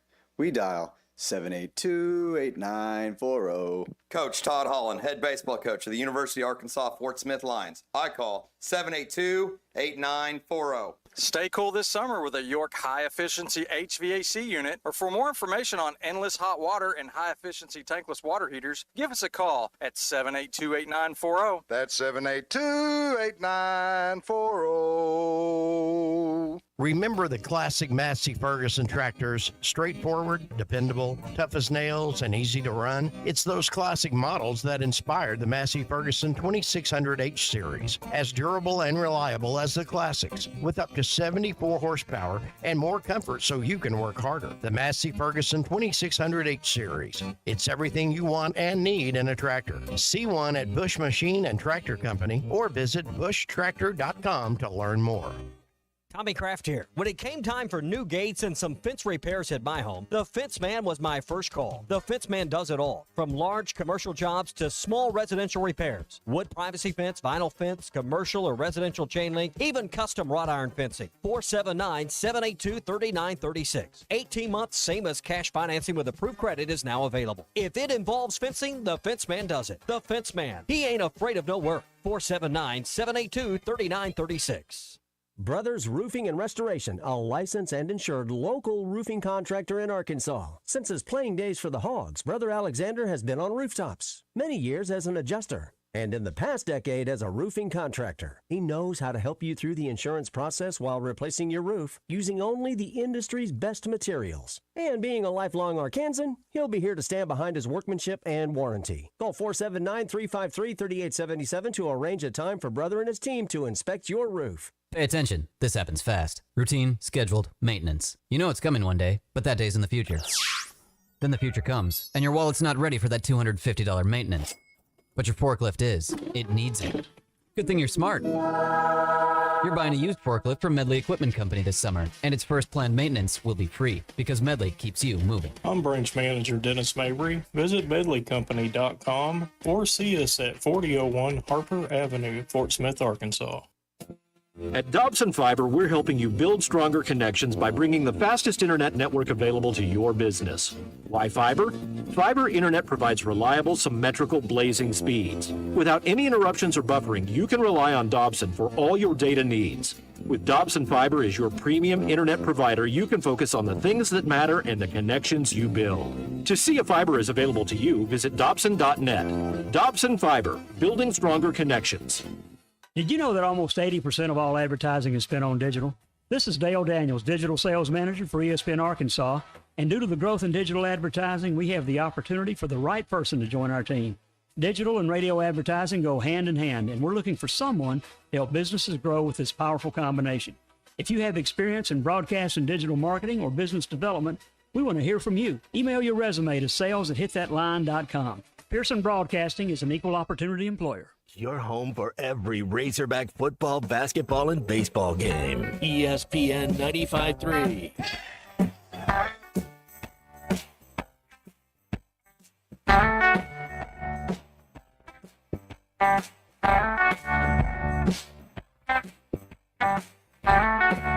Well, I knocked to a window to leave her a note. Will you come with me at the back of the grove? All the trees were in bloom. That's the smell in the air. We were trembling together. We were young, we were scared, yeah. True love at the fire. You're listening to Halftime with Phil Elson and Matt Jones. Want to jump in the conversation? Call or text 877-377-6963. Now, here's Phil Elson and Matt Jones. Tuesday afternoons are reserved for Alyssa Orange from Pig Trail Nation at 12:15 on halftime. We always appreciate her time, no matter what's going on. Alyssa, how you doing? I'm doing okay, guys. How are you doing? Good. Why are you now? I'm not here to pick on you or anything. Wasn't even going to bring it up. Wasn't going to say a darn thing about it, but I can hear it in your voice. And it's alarm bells going off in Tallahassee. A little bit. You would have thought that after that Georgia Tech game, okay, maybe it was just first game, got to get it out of the system. You're back at home. It's a night game, Labor Day. And just to really just disappointed, uninspired, no passion. And you see glimpses, but there's no sustainability. And yeah, I don't really know how to describe that football team right now. And obviously as an alum, I'm always going to be a fan and a loyal supporter, but it's sometimes tough when, you see what you see on the football field the last two games. And quite frankly, they're just not a very good football team right now. It's just surprising to see that they've had trouble establishing the line of scrimmage. And I mean, look, I did not expect that DJ Uiagalelei would struggle as badly as he had, because I still remember. Look, I know the last year at Oregon State, he was good, not great, but good. The year before, he's probably a little bit better. I still remember a freshman coming off the bench against Notre Dame for Clemson, and like, where are they going to get crushed because they don't have Trevor Lawrence? Yeah. He went out and played potentially the game of his life. I don't know if he's ever been as good as that day, but man, he was awful on Monday. Yeah, he holds the I think the most passing yards by an opponent at Notre Dame record in that game. By the way, Jacob likes to tell me that, but I think you're right. I don't know if there's just something's obviously amiss. I don't know exactly what it is, but just it feels out of sync. It feels like they just haven't figured out exactly who's the guy or the guys on the offensive side of the ball. And, they're playing without the offensive coordinator right now, which I forgot about. And I don't think that he's suspended for the first couple games. I'm not going to sit here and say that's got everything to do with it because it doesn't and it shouldn't. But at the end of the day, I just think this team is completely out of sync with whatever's going on. This defensive line that's supposed to be one of the best in the country is just getting run over. And so, yeah, you just kind of go, you know what? You throw your hands up in the air and say, okay, well, Arkansas plays Saturday, so let's move on. They do. So we'll talk on that game here now. You see anything Thursday against UAPB that you think you can take in to Saturday on the road against a team that very well may win the Big 12? Yeah, I don't know if you can really specifically say that, Arkansas excels in this and not in this after playing UAPB. I think the biggest takeaways for me in that game were just, unlike Florida State, Arkansas plays like a team right now, and you can tell that they're just, regardless of the opponent, they're playing well, and the guys who are out there, even the third strings who came in at the end of the game on the defensive side of the football, held that shutout on the offensive side. Quite frankly, I think KJ Jackson might throw the best football on the team, to be honest. He's just continued to be impressive when I've seen him, and that's good to see. And so I think overall they're just a really unified team. Now, you can't really put a whole lot of stock into what you saw on the offensive side with the run game, as great as that was. Wasn't really getting a lot of pressure up front. And so I think this game, and I said it over the summer, is going to be a really good litmus test on what this team's ceiling can be or could be. But I'm not going to also say you win this game and you're going to go off and you're going to, win 9-10 games, or you lose this game and the season is over. I think this is kind of really the first game of the year for Arkansas, even though they're just 1-0 right now. Yeah, you might be right about the two backup quarterbacks. They might throw a little better ball, where Green's more of the athlete that they're teaching how to play quarterback. If let's say Coach Pittman, we take this Arkansas football team and we go win a game in Stillwater against a top 20 ranked Oklahoma State Cowboy team, would this be Coach Pittman's biggest win as Arkansas head coach? I don't. That's a really good question, because I don't know if that necessarily jumps over that Texas win in 2021, even though that was at home. Texas was ranked. They came in here and you beat Texas, and I think right now that's the biggest win. It may be road game, but I still think I'd put that Texas win over this Oklahoma State win. Well, that was a cathartic win. I think, and so there was a certain level of emotion that stands out from that. But also, I think that was the win that year, and the A&M game that year, that let fans know that they were about to have the kind of season that they weren't quite expecting or even ready for. Mm-hmm. And that's what this game on Saturday in Stillwater could also be. It's not some longtime rival that everybody hates. They haven't played since 1980. So it's not about that. It's not about catharsis. It's about looking like you belong and looking like the changes that you've made in the offseason really have paid off, because there are a lot of people that aren't going to buy what you see against UAPB. They might not buy what you see against UAB. I think people's minds, some of them, not all of them, but some of them will be made up for at least a few weeks based on what happened Saturday in Stillwater. Yeah, I think so. And that's what I think is the biggest thing with this game is what could it mean for the season? And what could Arkansas, when you're playing against the top 20 team, and probably against the best running back in the country, and Ollie Gordon, what are you getting? And I even think, too, Phil, if they go in there and they're competitive and they lose, moral victories aren't a thing, and I understand that, but that could even symbolize this team can hang, can fight, can get through the SEC and have some success this season. So it really just depends, not maybe necessarily on the outcome 100%, but exactly how they play on the road in that environment. Hey, Alyssa, Washington, he gets in the game. He scores a touchdown. It seems like every time Ty Washington gets in there, he plays good. Number 11, is it Anthony, Phil? He's the receiver. Anthony, yeah, Jordan Anthony. Mm-hmm. That I was impressed with him as far as a newcomer, Alyssa. Who's a newcomer last Thursday night that impressed you? Yeah, I think Jordan Anthony redeemed himself I think he kind of was kicking himself when he missed that one catch, I think, and then he redeemed himself after that. It was. I think you're right. It was great to see Ty Washington back. I saw his parents walking out of the stadium, and I was like, hey, good to see Ty back. Because I really like him. I might have to go on the defensive side of the ball and talk about TJ Metcalf. I think that he continues to get better and better, and they're going to need a guy with some speed on that secondary to really kind of step up. And I think that he could be a guy when the season is over where he might be the best guy there in the secondary for Arkansas, and he's come a really long way. And he's playing right now with Hudson Clark, and they're even playing together down on the field against UAPB, and the communication between those two guys. I think Hudson's really kind of taken him under his wing, because Hudson's just got a great football IQ to help TJ along the way that he has, and I think he's going to be a guy that we're really going to be pointing at when the season is over.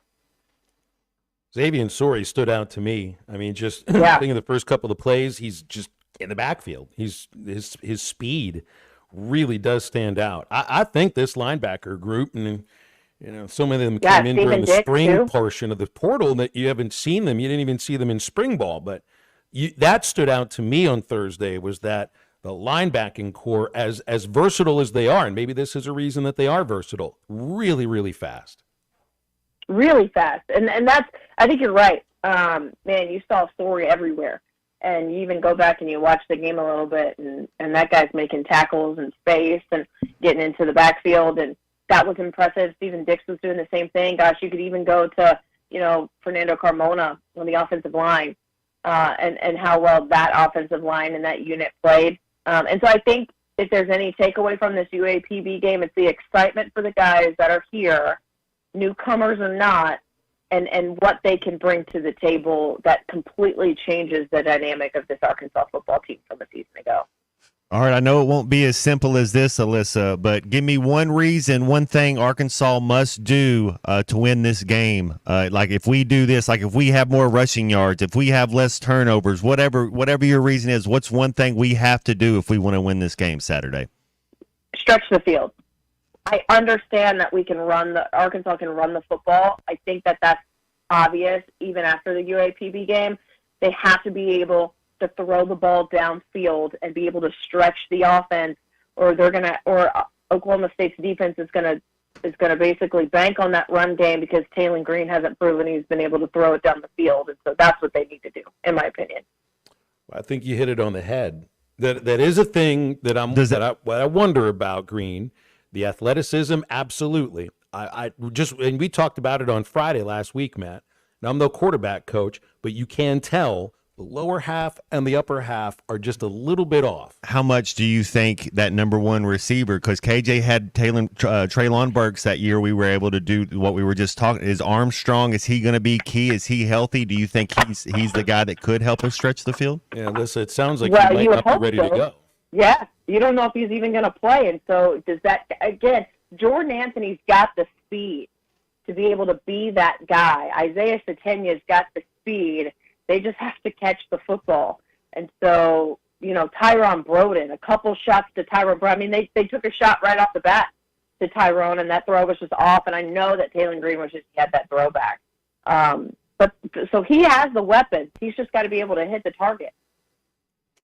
Hey, I see baseball's. I think Van Horn had a presser today. They got their first week scrimmaging. That's what I heard. Yeah. Yeah, scrimmaging on Friday. That's one of the things that does stand out right now. And it's I don't know if it's just because it's a show that I'm hosting and people associate me with the baseball team, but we get texts. People want updates on what's going on with fall ball. There weren't any updates last week. There might be this week, but.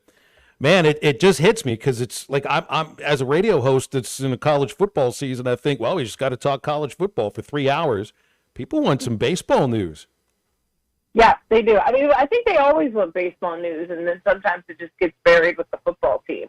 But there's always that 200 or 365 days of the year interest in the baseball team and what they're doing and what guys look like and who are these new pitchers that they've brought in and guys who could be the rotation. And I mean, I love fall ball too, trying to get down there. So don't forget about them. 51 players. I got to be down to 40. That just isn't very easy. Best of luck, DVH. No kidding. Well, they're good talent evaluators, and they're going to have to be this fall. That's for sure. Alyssa, we'll leave it there. Thanks for coming on. Appreciate you, and we'll talk again next week. Okay. All right, guys. Talk to you next week. Thanks, Alyssa. It's Alyssa Orange, Pig Trail Nation, with us each Tuesday on halftime. I didn't even mention to her I always bring up the Dodgers. We always bring up the Dolphins. The Dolphins start this year. Ohtani, I think, is now. Did he have 3 stolen bases last night? I think he's 6 home runs and 6 stolen bases short of 50-50. There's still like a little less than a month to go. Can we root for this openly? I would love a 50-50 season, even if it's from somebody who would never even think of playing for the team that I grew up rooting for. You think he could get a $50 commemorative where it's him, even though he's not an American citizen yet, but we could get, 50-50, that would be one of the best $50 pieces like in the history. I like where you're going with this, but I kind of wonder maybe how it's yen? These decisions are made. 50 yen? Rubles? Rupees? Sure. What do they do over there? They do yen. Okay. They do yen, but I'm not exactly sure who would make that decision. Somebody get the U.S. Mint on the phone. Yeah, we got to commemorate what he's doing because this has never happened before. We need a 50-cent piece. I don't know if I've told the story before, but when the Arkansas quarter debuted, remember when they did the state quarters? I think it was 2003. The U.S. Mint hired me to be their mascot for that event. I did. I was Peter the Mint Eagle. It's an eagle that looked like Benjamin Franklin with the pince nez and everything. It was a little bit weird. You don't get trained for those things, but as long as you're quiet, you can be a halfway decent Peter the Mint Eagle. I'll have to talk to my contacts who I haven't spoken to in 21 years to see if we can get Ohtani on a 50-50, but I like your marketing idea, Matt. 877-377-6963 is our hotline on halftime, and we'll come right back after this. This is Halftime. You can now download our new app in the iTunes or Google Play Store. Listen anytime and anywhere on your favorite mobile device. Just search Hit That Line now.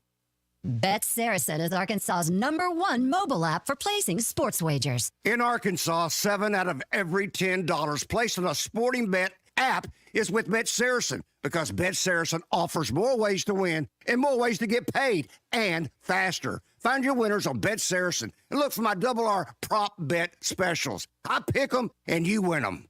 Bet Saracen is Arkansas's favorite sports wagering app. Gambling problem? Call 800-522-4700.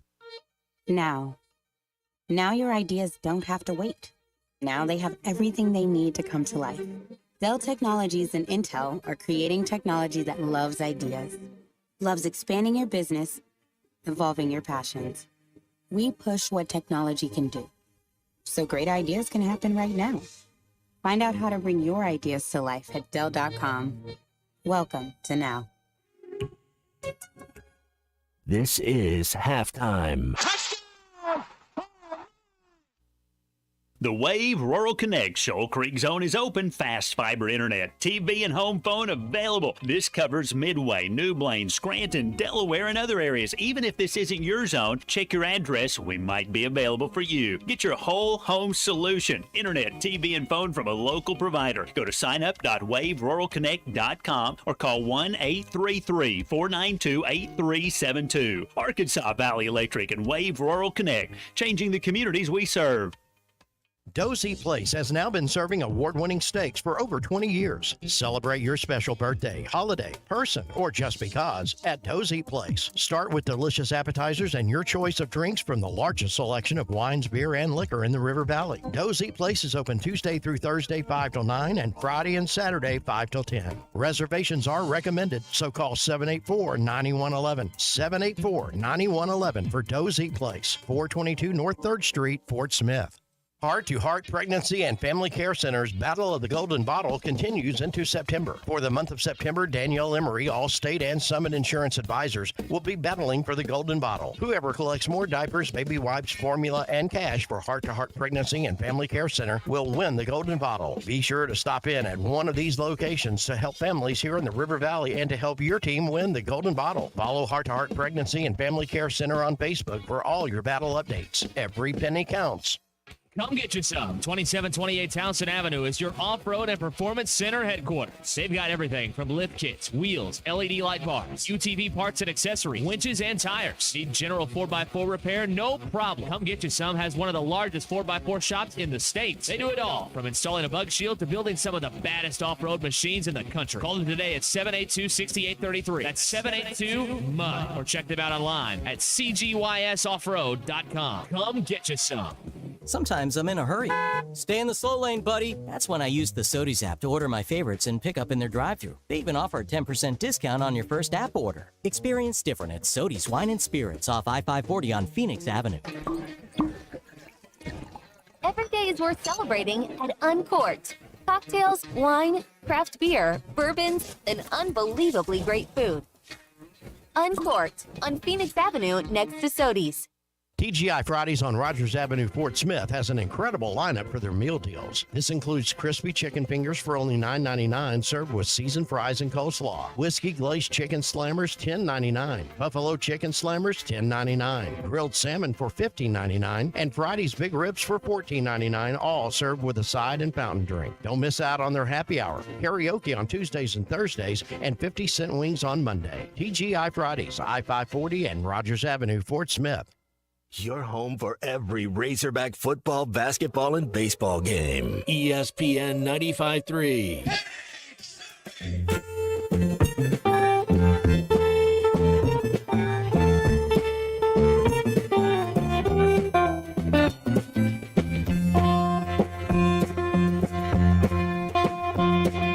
Guilty undertaker style. Want some more than find the prize. The silver saxophones that lights you million.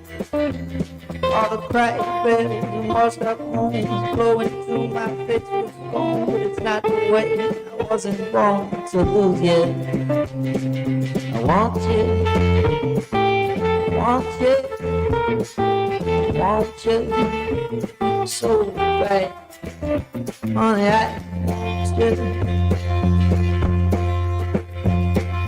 Drunken politicians leave on the street where mothers weep. The cities who are fast asleep, they wait for you. And I wait for them to interrupt me drinking from that broken cup and ask me to open up the gate for you. I want you. Make sure to follow Halftime on Twitter at HitThatLineAR and on Facebook and Instagram at HitThatLine. Call or text 877-377-6963. Now back to Halftime with Phil Elson and Matt Jones. Oh, man, you guys should have seen the look. Maybe you could see the look on Matt Jones's face when I mentioned that I was Peter the Mint Eagle for an event at the Diamond Mine in Murfreesboro 21 years ago. Because we put all of our shows on YouTube and Twitter and Facebook, so you could have seen it. I saw the look in your eyes there for a moment, Matt. Little twinkle. It was a twinkle or so. Twinkle, twinkle, baby, you're a star. Now, I've been a mascot for just about everybody I've worked for that's not named the Razorbacks. I'm anticipating you never put the furry suit on before. When you're an athlete, you don't ever have to be a mascot. And that would be the answer. That would be no. No, there was so raising money for a 7th grade AAU team, right? And it's in the middle of the summer. And so you're raising money. We had to go to Salt Lake City. You have state, you have whatever you got to do at that time. We all took turns wearing this bunny costume at like a Walmart, raising money. And I'm telling you, there's no air conditioning in this bunny costume there and being never wearing is. it in summertime. It There was, never is. you're in there for like 12 minutes and you've already lost 7 pounds. It was ridiculous. But yeah, so that was the one time I had to do a mask, put the head on and had the whole costume on. So like a 6'6" Bugs Bunny? Well, I was 7th grade. So 5'7". I was 5'8", All right, so 5'7", 5'8" in 7th grade, something like more that. about my size. Yeah. So let's see, who have I been that's been a mascot? It's been a long time since I got into one of these outfits, but started with the Alderdice Drag in high school. Eventually moved on to the Bleacher Creature, Fayetteville Generals, the Macarena Monster for one game with the Pirates. That's a story that's worth telling someday. Orbit the Space Cat, where I had my tail pulled off by some jerk kids. Got on the radio with a team in Montana, but also was Brewwinkle Brewwinkle the Moose for a few games. That was a mascot, Matt, that tried to have air conditioning. The moose nose, the snout, large enough to have a fan inside of it, but the thing worked for like 4 days and never worked after that. Augie the Dinosaur was Mighty Casey, was Shelley with the Travelers for some appearances, and then, yes, Peter the Mint Eagle. I'd like to dress up as Eddie in Clarksville someday. What sort of... See, it's usually a furry suit. You'd have to have suspenders on. You'd have to have suspenders, a very large mustache. I don't know. Maybe Eddie's a hairy guy. Type hat, yeah. Maybe he's if you're also doing Eddie in Clarksville, then it's going to have a cell phone plastered to his face. And I'd be screaming to the top of my lungs. Does this hit, Eddie? Am I right on my outfit for you? I'll go along with it. And I'll tell you what, you go with it as you will. But I'm getting pumped for this game because I think it's going to be one of the best college games of the entire season, of all of college. Because I think we can match up with the Cowboys in the trenches. And so where do you win games at? In the trenches. And so it's going to be our defensive line against their running game and their offensive line. And I'm betting on the Hawk Posse. Because you know what? That bell's going to be ringing Saturday morning. What's the significance of the bell? Game on, baby. And I'll say this. We got the defensive line to do it. And more importantly, Coach Travis, T. Will is one of the best defensive coordinators in the country. He's going to be a head coach real soon. He writes the book on defense, and he's going to summon our defense to shut them down. And that's what we're going to do. You want to talk about the recipe? Well, here it is. But we're going to shut the run down and make Oklahoma State one-dimensional. And I tell you this, we're going to shoot the gaps on them and make Bowman State a living nightmare. And that's exactly what we're going to do. And then Bobby Petrino is going to summon our offense to attack. We're going to shut them out and hit them up the gap, baby. And I can't wait for the game. And I believe when the bell's over, when it quits ringing, we're going to be winners and heading back to Fayetteville with the whistle blowing, baby. Hey, from your lips to the football god's ears, Eduardo. And I want to also give you, I feel like I've accomplished something here because I heard Eduardo today on Chuck and Bo. And when he brought up writing the book, you know what song he referenced? You know what artist he referenced? He referenced Elvis Costello. That's right. I've made my mark on Eduardo because he mentioned Elvis Costello this morning on the Chuck and Bo show. Eddie, always appreciate your phone calls. We'll look forward to having you again. Thank you for listening to our show.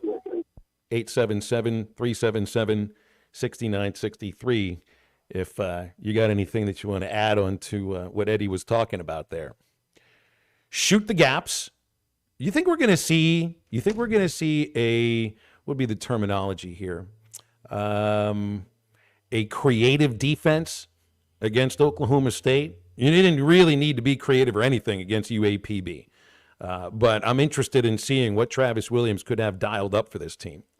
He'll dial some things up. You have to be sound. You have to read your keys and have proper technique. And then you fly around. But it's yeah, he does. I think Travis Williams, as I've said, he'll be a head coach by 2028, maybe even sooner. But I do. I like what he does in this bend don't break and create havoc and try to cause some turnovers because it's kind of a possession game. You know, if you can get 2 more possessions than your opponent, you're kind of playing the numbers. And so it's going to come about, can we tackle their running back? Because if they establish the run, Phil, then you're going to have to get in a scoring battle with them. So if they establish the run, and your stat was pretty interesting that if he has over 125 yards, Oklahoma State doesn't lose. That should tell you what you got to do. But then you can't give up a couple bombs. You know, you can't give up. They play action, throw over the top of you. So it all has to come together. But I'm with Eddie. Phil, this could be one of the best games of the year. I mean, as far as 2 teams that look like they're equally matched up, and it could be, we'll see, but it could be.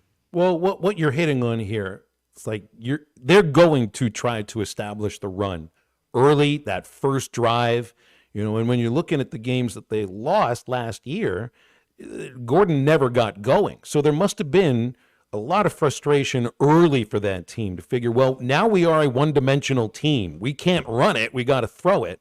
If you can stop, I don't know if it's a matter of like stopping him. If you're going to keep Ollie Gordon at 35 yards, 40 yards, but if you're keeping him under 3.5 yards per carry over the first couple of drives, I think it'll be a pretty frustrating team. Now, they may try to still establish the run based upon what the score is, but that does feel like it's pretty tantamount to frustrating them. If you can turn them into a one-dimensional team and take the run away, man, maybe you'll have an opportunity to think about that early Saturday. Well, and what do you do, Phil? I think that you go out there with a game plan saying, we're not going to let Ollie Gordon beat us. If they are going to beat us, we're going to make them do it through the air, and be the bubble screens, and you're going to come up and attack and tackle, or however they're going to go about it. But I think that's one of the things you have to try to do, because that's what you're saying. They're going to establish it is, hey, we just can't let him beat us, because if he gets going, it's going to be a long afternoon. So what you want is for them to try guys like Brennan Presley, 5'8" receiver on the outside, Rashad Owen, 6'2" receiver on the outside, to be the ones that really do hurt you. And, looking, their notes have said Oklahoma State's offensive line, Matt, has started 205 games in their career. They started, I think, every game that the Cowboys played last season. That's from left tackle all the way to right tackle. It is a unit that is together. And, they'll be on those short lists once the lists do come out for the Joe Moore Award, the best offensive line in college football. You get a chance to do something about that in this first game, too. So have to tackle the receivers as well. When you get receiver one-on-one tackles, they get going. You got to make sure you wrap them up in space as well. JT points out, got to block big Colin Clay as well. And I remembered that name when I saw it on the depth chart. I'd forgotten he transferred over to Oklahoma State, but he is big. 6'4", 330, and was a former Razorback. He's at nose tackle. And they'll line up 3-3-5 is what it looks like their alignment's going to be. 877-377-6963 for calls and for texts on halftime. Stay with us. We'll be back to wrap up hour number 2 in just a moment. This is halftime. It's summer clearance sale time at Julco Outdoors. Save 25% off summer. Thanks for watching us here on ESPN Arkansas. Download the brand new Hit That Line Now app in the Apple and Google Play stores. ESPN Arkansas, more than just radio stations. Tommy Kraft here. When it came time for new gates and some fence repairs at my home, the Fence Man was my first call. The Fence Man does it all, from large commercial jobs to small residential repairs. Wood privacy fence, vinyl fence, commercial or residential chain link, even custom wrought iron fencing. 479-782-3936. 18 months, same as cash financing with approved credit is now available. If it involves fencing, the Fence Man does it. The Fence Man. He ain't afraid of no work. 479-782-3936. The dandy white perch. Big old slab. C'est bon, sacalé. One beautiful crappie. It's a paper mouse. Some serious crappie. Nice speck. We got crappie. They might go by different names, but all prefer the same thing. Bobby Garland, America's favorite white perch, slab, sockeye, papermouth, crappie, speck, crappie baits. I call it dinner. BetOnline is the world's most trusted betting platform and your number one source for everything football. From the preseason NFL to college kicking off, BetOnline has every stat, every matchup, and even live odds and spreads while the games are being played. Think you know your stuff? Try our winner-take-all $300,000 NFL Survivor Pool for the upcoming season. When the game is over, head over to our online casino and get in on a game of blackjack or poker or unwind with one of our over 150 slots games. Head to the website today and use promo code BELIEVE and get in on the action. Bet online. The game starts here. Hey, ESPN 96.3 and hitthatline.com. Have you been to Swark Liquor? Trey Gentry and his team have a phenomenal spot. It's the first liquor stop in Arkansas for our Dallas and Texas fans traveling up to the hill. So if you're heading to Fayetteville, the lake, a cabin weekend, hunting, fishing, or any other activity you need your favorite drink, stop by Swark Liquor. And check out their apparel too. You'll want to wear it. Swark Liquor, 864 East Collin Ray Drive in Queen, Arkansas. Swark Liquor, we promise to keep them cold for you. Thanks for watching us here on ESPN Arkansas. Download the brand new Hit That Line Now app in the Apple and Google Play stores. ESPN Arkansas, more than just radio stations. Tommy Kraft here. When it came time for new gates and some fence repairs at my home, the Fence Man was my first call. The Fence Man does it all, from large commercial jobs to small residential repairs. Wood privacy fence, vinyl fence, commercial or residential chain link, even custom wrought iron fencing. 479-782-3936. 18 months, same as cash financing with approved credit is now available. If it involves fencing, the Fence Man does it. The Fence Man. He ain't afraid of no work. 479-782-3936. The dandy white perch. Big old slab. C'est bon, sacalé. One beautiful crappie. It's a paper mouse. Some serious crappie. Nice speck. We got crappie. They might go by different names, but all prefer the same thing. Bobby Garland, America's favorite white perch, slab, sockeye, papermouth, crappie, speck, crappie baits. I call it dinner. BetOnline is the world's most trusted betting platform and your number one source for everything football. From the preseason NFL to college kicking off, BetOnline has every stat, every matchup, and even live odds and spreads while the games are being played. Think you know your stuff? Try our winner-take-all $300,000 NFL Survivor Pool for the upcoming season. When the game is over, head over to our online casino and get in on a game of blackjack or poker or unwind with one of our over 150 slots games. Head to the website today and use promo code BELIEVE and get in on the action. Bet online. The game starts here. Hey, ESPN 96.3 and hitthatline.com. Have you been to Swark Liquor? Trey Gentry and his team have a phenomenal spot. It's the first liquor stop in Arkansas for our Dallas and Texas fans traveling up to the hill. So if you're heading to Fayetteville, the lake, a cabin weekend, hunting, fishing, or any other activity you need your favorite drink, stop by Swark Liquor. And check out their apparel too. You'll want to wear it. Swark Liquor, 864 East Collin Ray Drive in Queen, Arkansas. Swark Liquor, we promise to keep them cold for you. Thanks for watching us here on ESPN Arkansas. Download the brand new Hit That Line Now app in the Apple and Google Play stores. ESPN Arkansas, more than just radio stations. Tommy Kraft here. When it came time for new gates and some fence repairs at my home, the Fence Man was my first call. The Fence Man does it all, from large commercial jobs to small residential repairs.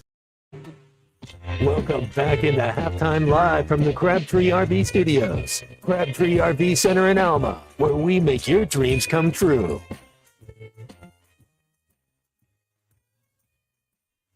We got a short week here on Halftime, and Bill King can't join us in about 30 minutes or so. It's just too bad. He's got something going on.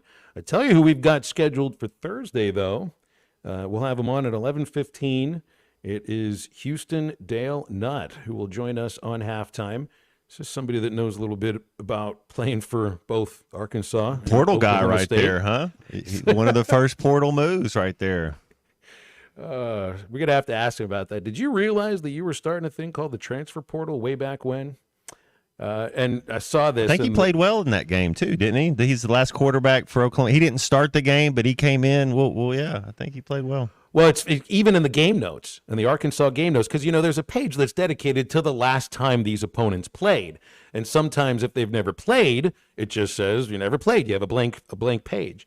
The page on the notes that details Arkansas's last game against Oklahoma State, I think is either the newspaper story or whatever was written on the website from 1980 on ArkansasRazorbacks.com, because the very last paragraph, and I sent this to Matt because I had to laugh because nobody would do this now, not with him.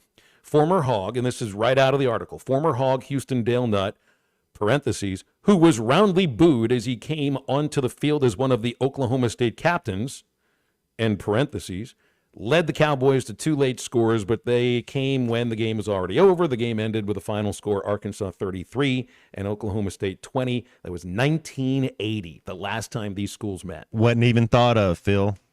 Wasn't even. I'm an 83 baby. Wasn't even thought of. Wow. Isn't it wild to think about that? It is the closest Division I FBS program. No, I shouldn't say FBS. I should say Power Conference program because Tulsa is closer. But Oklahoma State would be second closest just in FBS alone.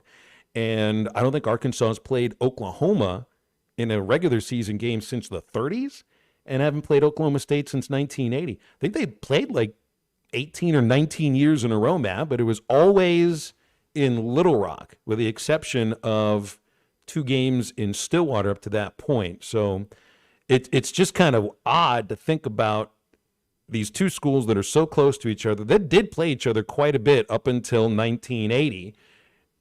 This will be the 46th meeting and will only be the 17th that's on campus because most of the games are played in Little Rock. I think it really is a battle of 2 equal schools. Which one of these schools do you think is held in higher regard nationally? I know Oklahoma State's had more success over the last decade, but before that, it wasn't like they were having a lot of success, and so Arkansas is, but you look at both these programs now and where they're able to go on the football field and their NIL dollars and what they're doing. I look at these 2 programs as pretty similar, equal programs. I think as an Arkansas fan, when you're not having success and you see Missouri close by in proximity, you see Oklahoma State right there in proximity having so much success, you're thinking, what's the difference? Why can't we have that success? Well, I mean, they've had the same coach there for over 20 years. Consistency, that might be something. Look, yeah, I mean, look, Mike Gundy was coaching Oklahoma State when Houston Nutt was coaching Arkansas. So just think about that for a moment, okay? When was Houston's last year? 2007. That was Gundy's 3rd year. That was his 2nd year in a row going 7-6. I wonder if a coach would have that opportunity to stick around that long, 3 years, going 4-7, 7-6, and then 7-6. But how many coaches has Arkansas been through during that time? I mean, we can make that an idea of should they have kept Houston Nutt all those years ago? That's not a conversation worth having any longer. But that's just the thing. And I view Arkansas, Matt, the same way you do, should be at the same level as Oklahoma State, a team that can jump up, win you 10 games, maybe compete for a conference championship every once in a while. Absolutely. But the way that the nation, I think, perceives these 2 programs now, night and day. Hey, it can all change Saturday. You can go out there and get ready to go because I think you're right. I think you're right. We move into hour number 3 of halftime. No guests, just you and us. The number is 877-377-6963, and we'll be right back.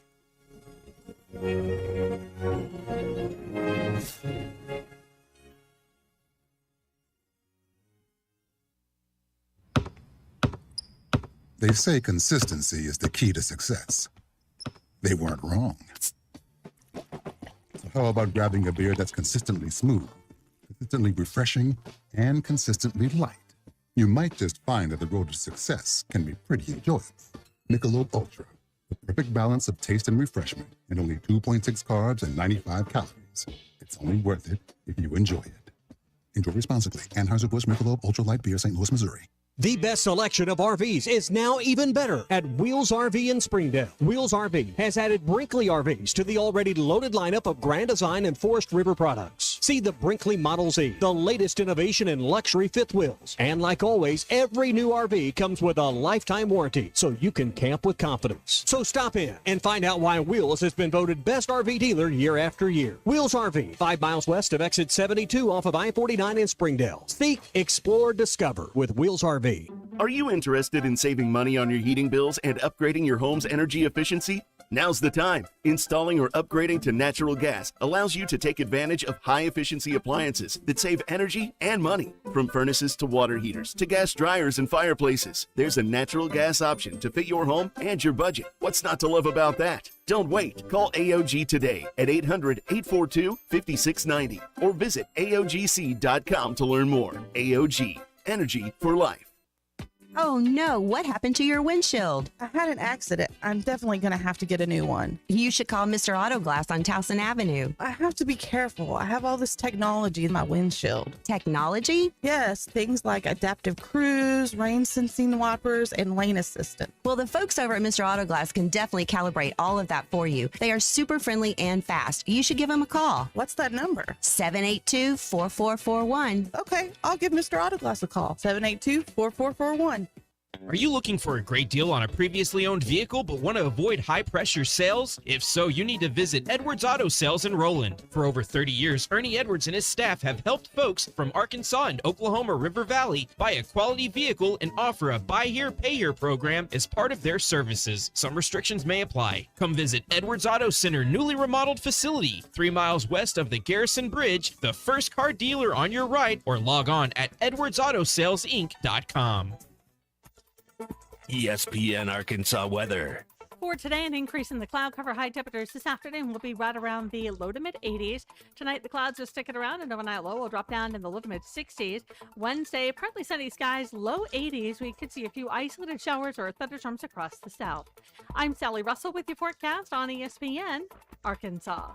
The weather is brought to you by Forest Grain Incorporated, committed to setting the standard of excellence since 1936. KERX Paris Fort Smith. This is Halftime, coming at you from the Crabtree RV Studios on ESPN 95.3.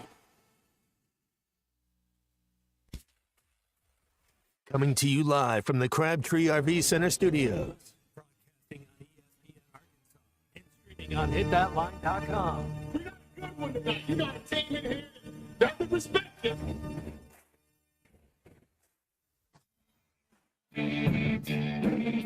Ask me if I'm all right. Well, can't they dominate? And we not doing it. We're going to go get one and celebrate on somebody else's field. Yeah. Take it to the house. The dog. You both said you had very motivational words at halftime. It's Halftime with Phil Olson and Matt Jones. From the bottom of my toes to the top of my head. My heart, dog. Let's go, man. I have zero respect for saying no moss at halftime. For one Razorback. That is vintage Matt Jones. 1, 2, 3. Here we go. Right now, let's take the field. Call or text 877-377-6963. Now, here's Phil Olson and Matt Jones.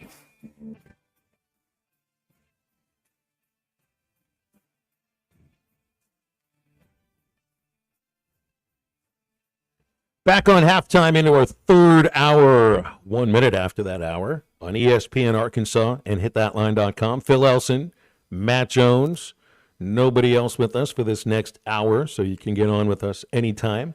Calls and texts at 877-377-6963. I did enjoy having yesterday off. I actually had a second sleep. I never do this. Woke up at 6:30 just because it's what happens every Monday. Had a little coffee, read a little bit, and then a couple hours later, I just decided to take my butt back into bed and put myself back to sleep. A rare occurrence for a second sleep on a Monday, but it felt really good. I would have liked to be around, though, so I could wish a very happy birthday to our very own C. Birthday. Is he across from you right now, Matt? Yeah, he is. C. Birthday, happy belated birthday, but it might as well be yesterday as far as we are concerned, because yesterday did not happen for this show. What are you, Eric Dickerson or Marshall Falk? Or Steve Atwater? I'm Eric Dickerson. You're 29. Yeah. Ooh, there we go. 1 year away from the big 3-0. Yeah, Scotty Thurman. Well, life ends at 31, Christian, so be careful over the next couple of years, okay? I'll try. Man, I can't believe I'm 30. You feel yourself getting older by the moment? Are you following any gray hairs coming out of your face, out of your baby soft cheeks? No, he still looks 23. He's still. Working with you every day will do that to somebody. I mean, what are you going to do? What do you do for a birthday when you're not working? I mean, Asher take you out? Did the dog take you out for a walk? Man, I just relaxed. I think I watched some football. We went out to eat. Where did we go? I've already forgot. It's nice to not have to work on your birthday, man. Very nice. Oh, we went to Cheddar's. Ooh. What'd you get at Cheddar's, man? They got some good. They got some good drink specials, but they got some good food too. Their croissants are good. Wisconsin cheese bites. You got their. They got burgers. They got everything. Let's see. My birthday is January 14th. It's a Tuesday, so I don't think there'll be a basketball game to call, but we certainly will have that show. You're an April baby, right, Matt? 22nd, Earth Day. 22nd is a Tuesday. Very well have a baseball game, but we will have a show that day. Whether or not you want to work that day is up to you. I'm not in the habit of taking birthdays off, but if anybody wanted to do that, I wouldn't blame you. Oh, I got lucky. If God willing, I'll be there. I'll be working. Oh, you'll make it. I don't know about the birthday after that. But I don't know if I'll make it past that. Yeah, there you go. Somebody get you a DirecTV subscription for your birthday, Christian? How many people do you think are dropping DirecTV today, or even did it yesterday, when you realize, you know what, football season has started. No network shows more football than ESPN on any one of their 150 different outlets. Literally, they have that. I mean, you put on ESPN Plus, you get every single football game, just about. Great time for them to not renew their or not be able to figure out what it's going to cost DirecTV subscribers to enjoy all of these games, which, by the way, all of the SEC are on the ESPN network. So you don't get ABC, you don't get ESPN, you don't get ESPN2, the U, SEC network. I don't think it's affecting all DirecTV subscribers in the state of Arkansas, but eventually it will. So I've seen a lot of people that have just kind of been looking for the next thing. And I think YouTube TV is a primo way to watch football. I still can't do the 4 games at once, but I've gotten a little bit better as to flipping around and making it more like it would have been like on DirecTV. But, I mean, think about this now. I mean, DirecTV no longer has the Sunday ticket, which was a reason why a lot of people even subscribed to DirecTV to begin with. Now they don't have ESPN for the time being, and every day they don't have it. I mean, it's not like you can expect it to happen any moment, because there have been some of these disputes last a good long while, and if you're listening to this show, you probably are not into missing that many football games. So I think there's a lot of people making that change today. DirecTV got spoiled with Sunday Ticket. That's the first place. That's the first thing that really ever got me interested in DirecTV. YouTube TV got me interested because I knew I'd be able to watch it on my laptop or on my iPad. And I know you can with the other networks too, but I think that was the first one to do it. And I haven't bought into the Sunday Ticket yet on YouTube TV. I don't know. Is there such a thing as enough football? This time of the year, I don't think people can get quite enough football, but it's like the only thing I'm interested in making sure that I watch is the Steelers game. When it comes to the NFL, like I'll be interested in the primetime games. I mean, those are primetime games for a reason. They should be really good matchups. I'll watch the Sunday night game on NBC. I'll watch the Monday night game. Heck, I'll probably put on the Thursday prime game just because it's something to have on and usually should be an entertaining game. But I don't feel the need for the Sunday ticket because, I mean, I can listen to my team. And the Steelers are also one of those franchises, Matt, like they're going to be on the primetime games.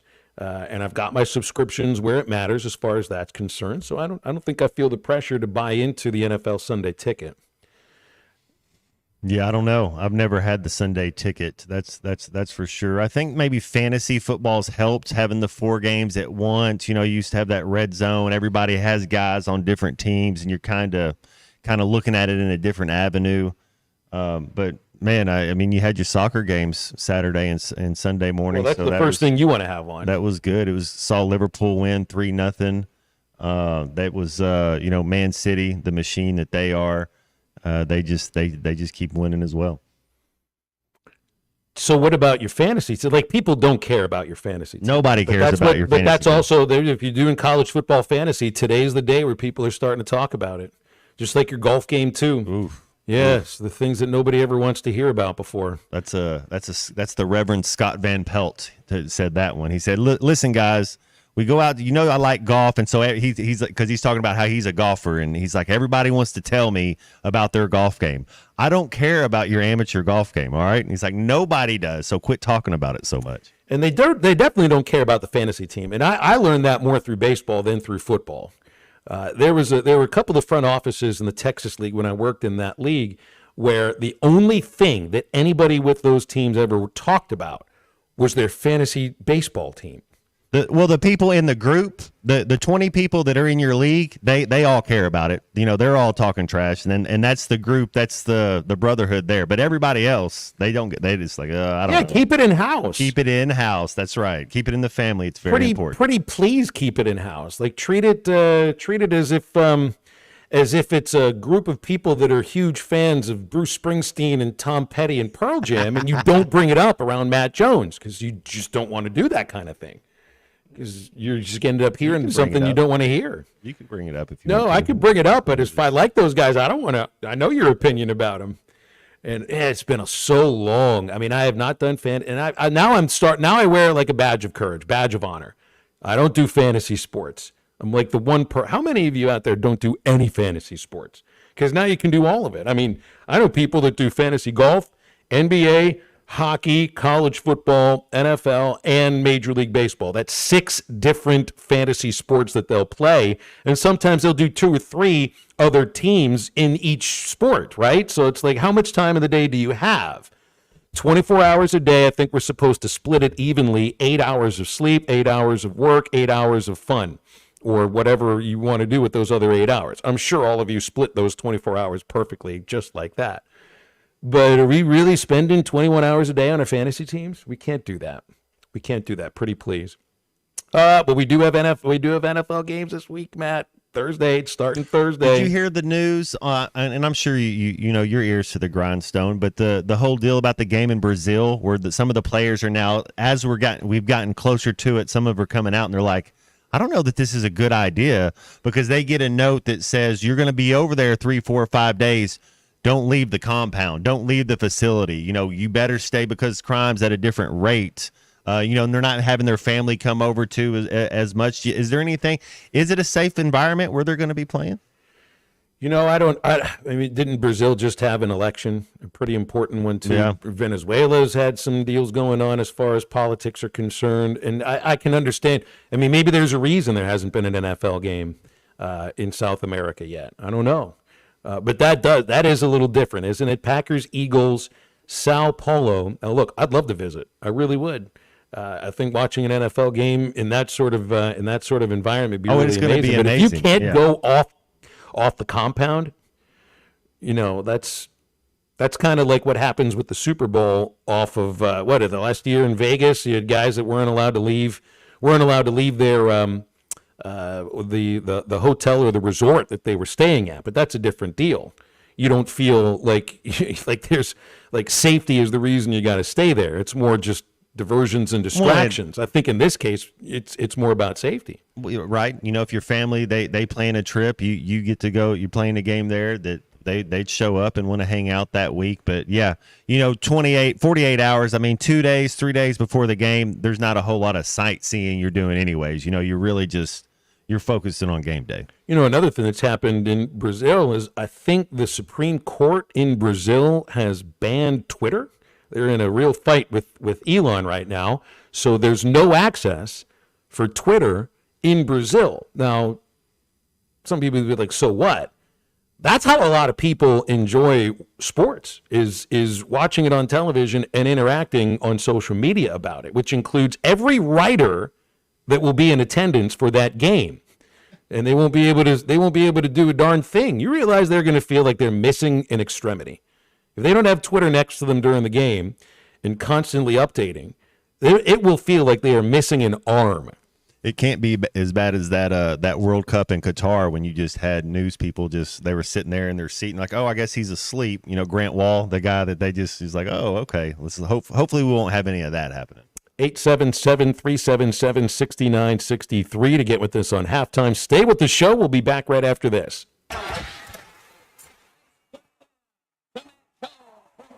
This is halftime. Are you looking for the best Razorbacks insight and analysis? Hell yes. How about listening to an Arkansas football legend? Matt Jones, all he does is make big plays. What's the voice of the Hogs have to say? Hey, what a great crowd last night. Don't forget about the Omahogs. The Hogs are going to Omaha. Matt Jones, Chuck Barrett, and Phil Elson, the best in the business on the Hit That Line podcast network. Go to hitthatline.com or search Hit That Line wherever you listen to podcasts. Don't forget to rate, review, subscribe, and share. This is Coke Zero Sugar. Could I be the best Coke ever? Try and taste with your ears. Hear those bubbles? Imagine them tingling on your tongue. Fizzy deliciousness. Listen to that cascading liquid. A mouth-watering waterfall. Irresistibly tasty. Zero sugar. Crisp, refreshing, and ice cold. Thanks for watching us here on ESPN Arkansas. Download the brand new Hit That Line Now app in the Apple and Google Play stores. ESPN Arkansas, more than just radio stations. Tommy Kraft here. When it came time for new gates and some fence repairs at my home, the Fence Man was my first call. The Fence Man does it all, from large commercial jobs to small residential repairs. Wood privacy fence, vinyl fence, commercial or residential chain link, even custom wrought iron fencing. 479-782-3936. 18 months, same as cash financing with approved credit is now available. If it involves fencing, the Fence Man does it. The Fence Man. He ain't afraid of no work. 479-782-3936. It's a dandy white perch. Big old slab. C'est bon, sacalé. One beautiful crappie. It's a paper mouse. Some serious crappie. Nice speck. We got crappies. They might go by different names, but all prefer the same thing.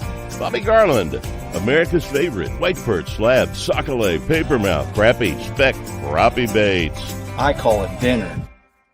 BetOnline is the world's most trusted betting platform and your number one source for everything football. From the preseason NFL to college kicking off, BetOnline has every stat, every matchup, and even live odds and spreads while the games are being played. Think you know your stuff? Try our winner-take-all $300,000 NFL Survivor Pool for the upcoming season. When the game is over, head over to our online casino and get in on a game of blackjack or poker or unwind with one of our over 150 slots games. Head to the website today and use promo code BELIEVE and get in on the action. Bet online. The game starts here.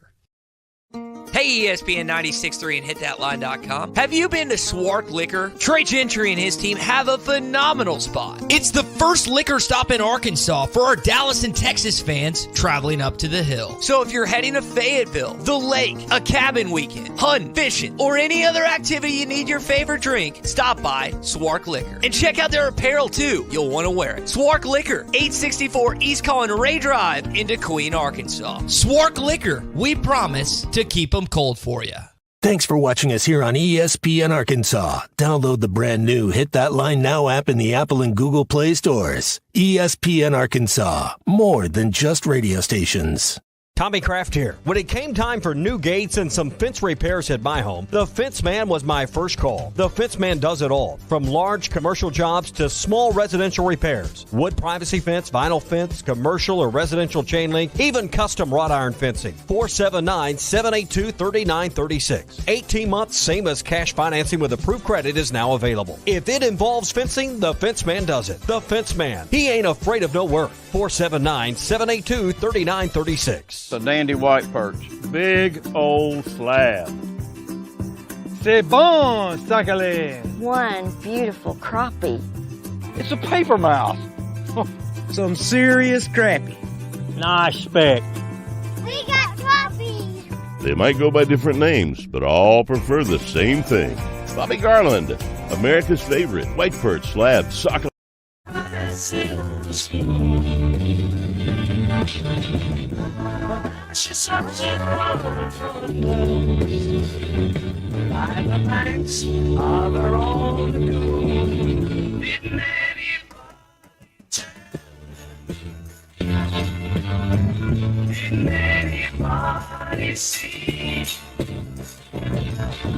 Sundays on the phone to Monday.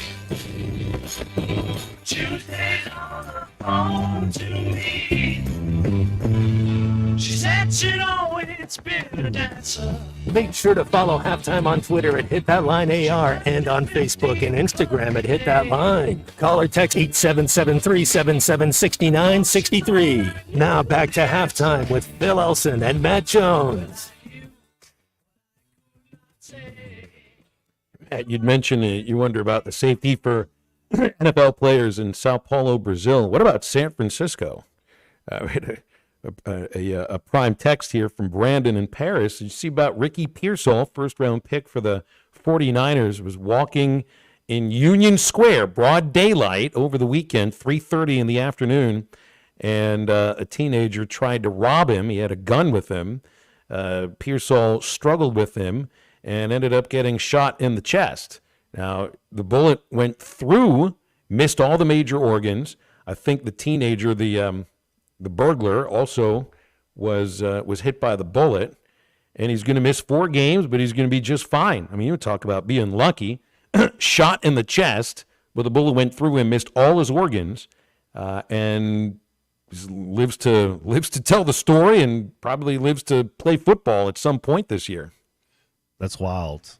Absolutely wild. I don't really know that whole story. I don't think I know the information as much as you do about it. I was just reading about it a moment ago. I'd read a little bit about it. I knew it went through him. There was a kid in Kansas City, 4 or 5 years ago, that showed up and shot himself. Mm-hmm. If you remember that one. I'm trying to think of the last.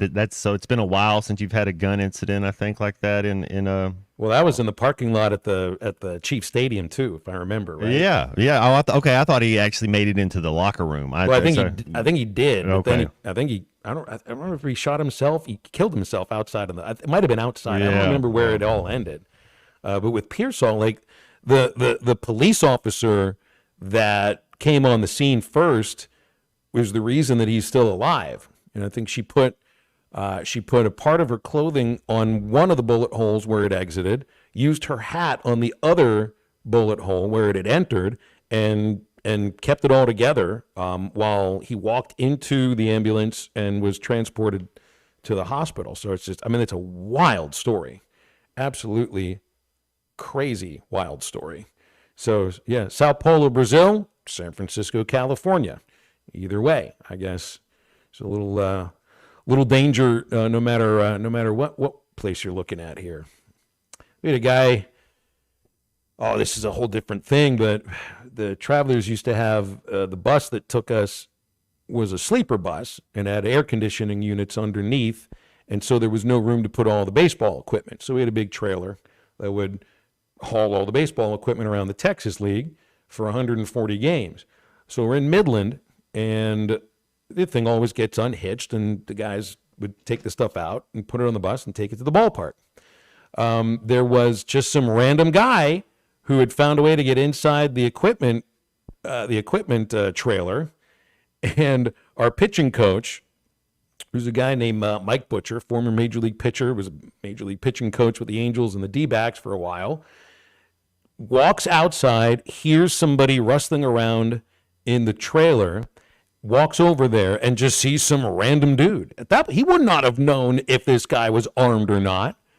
Well, the guy took a run at Butch, and this was it was a two-hit thing.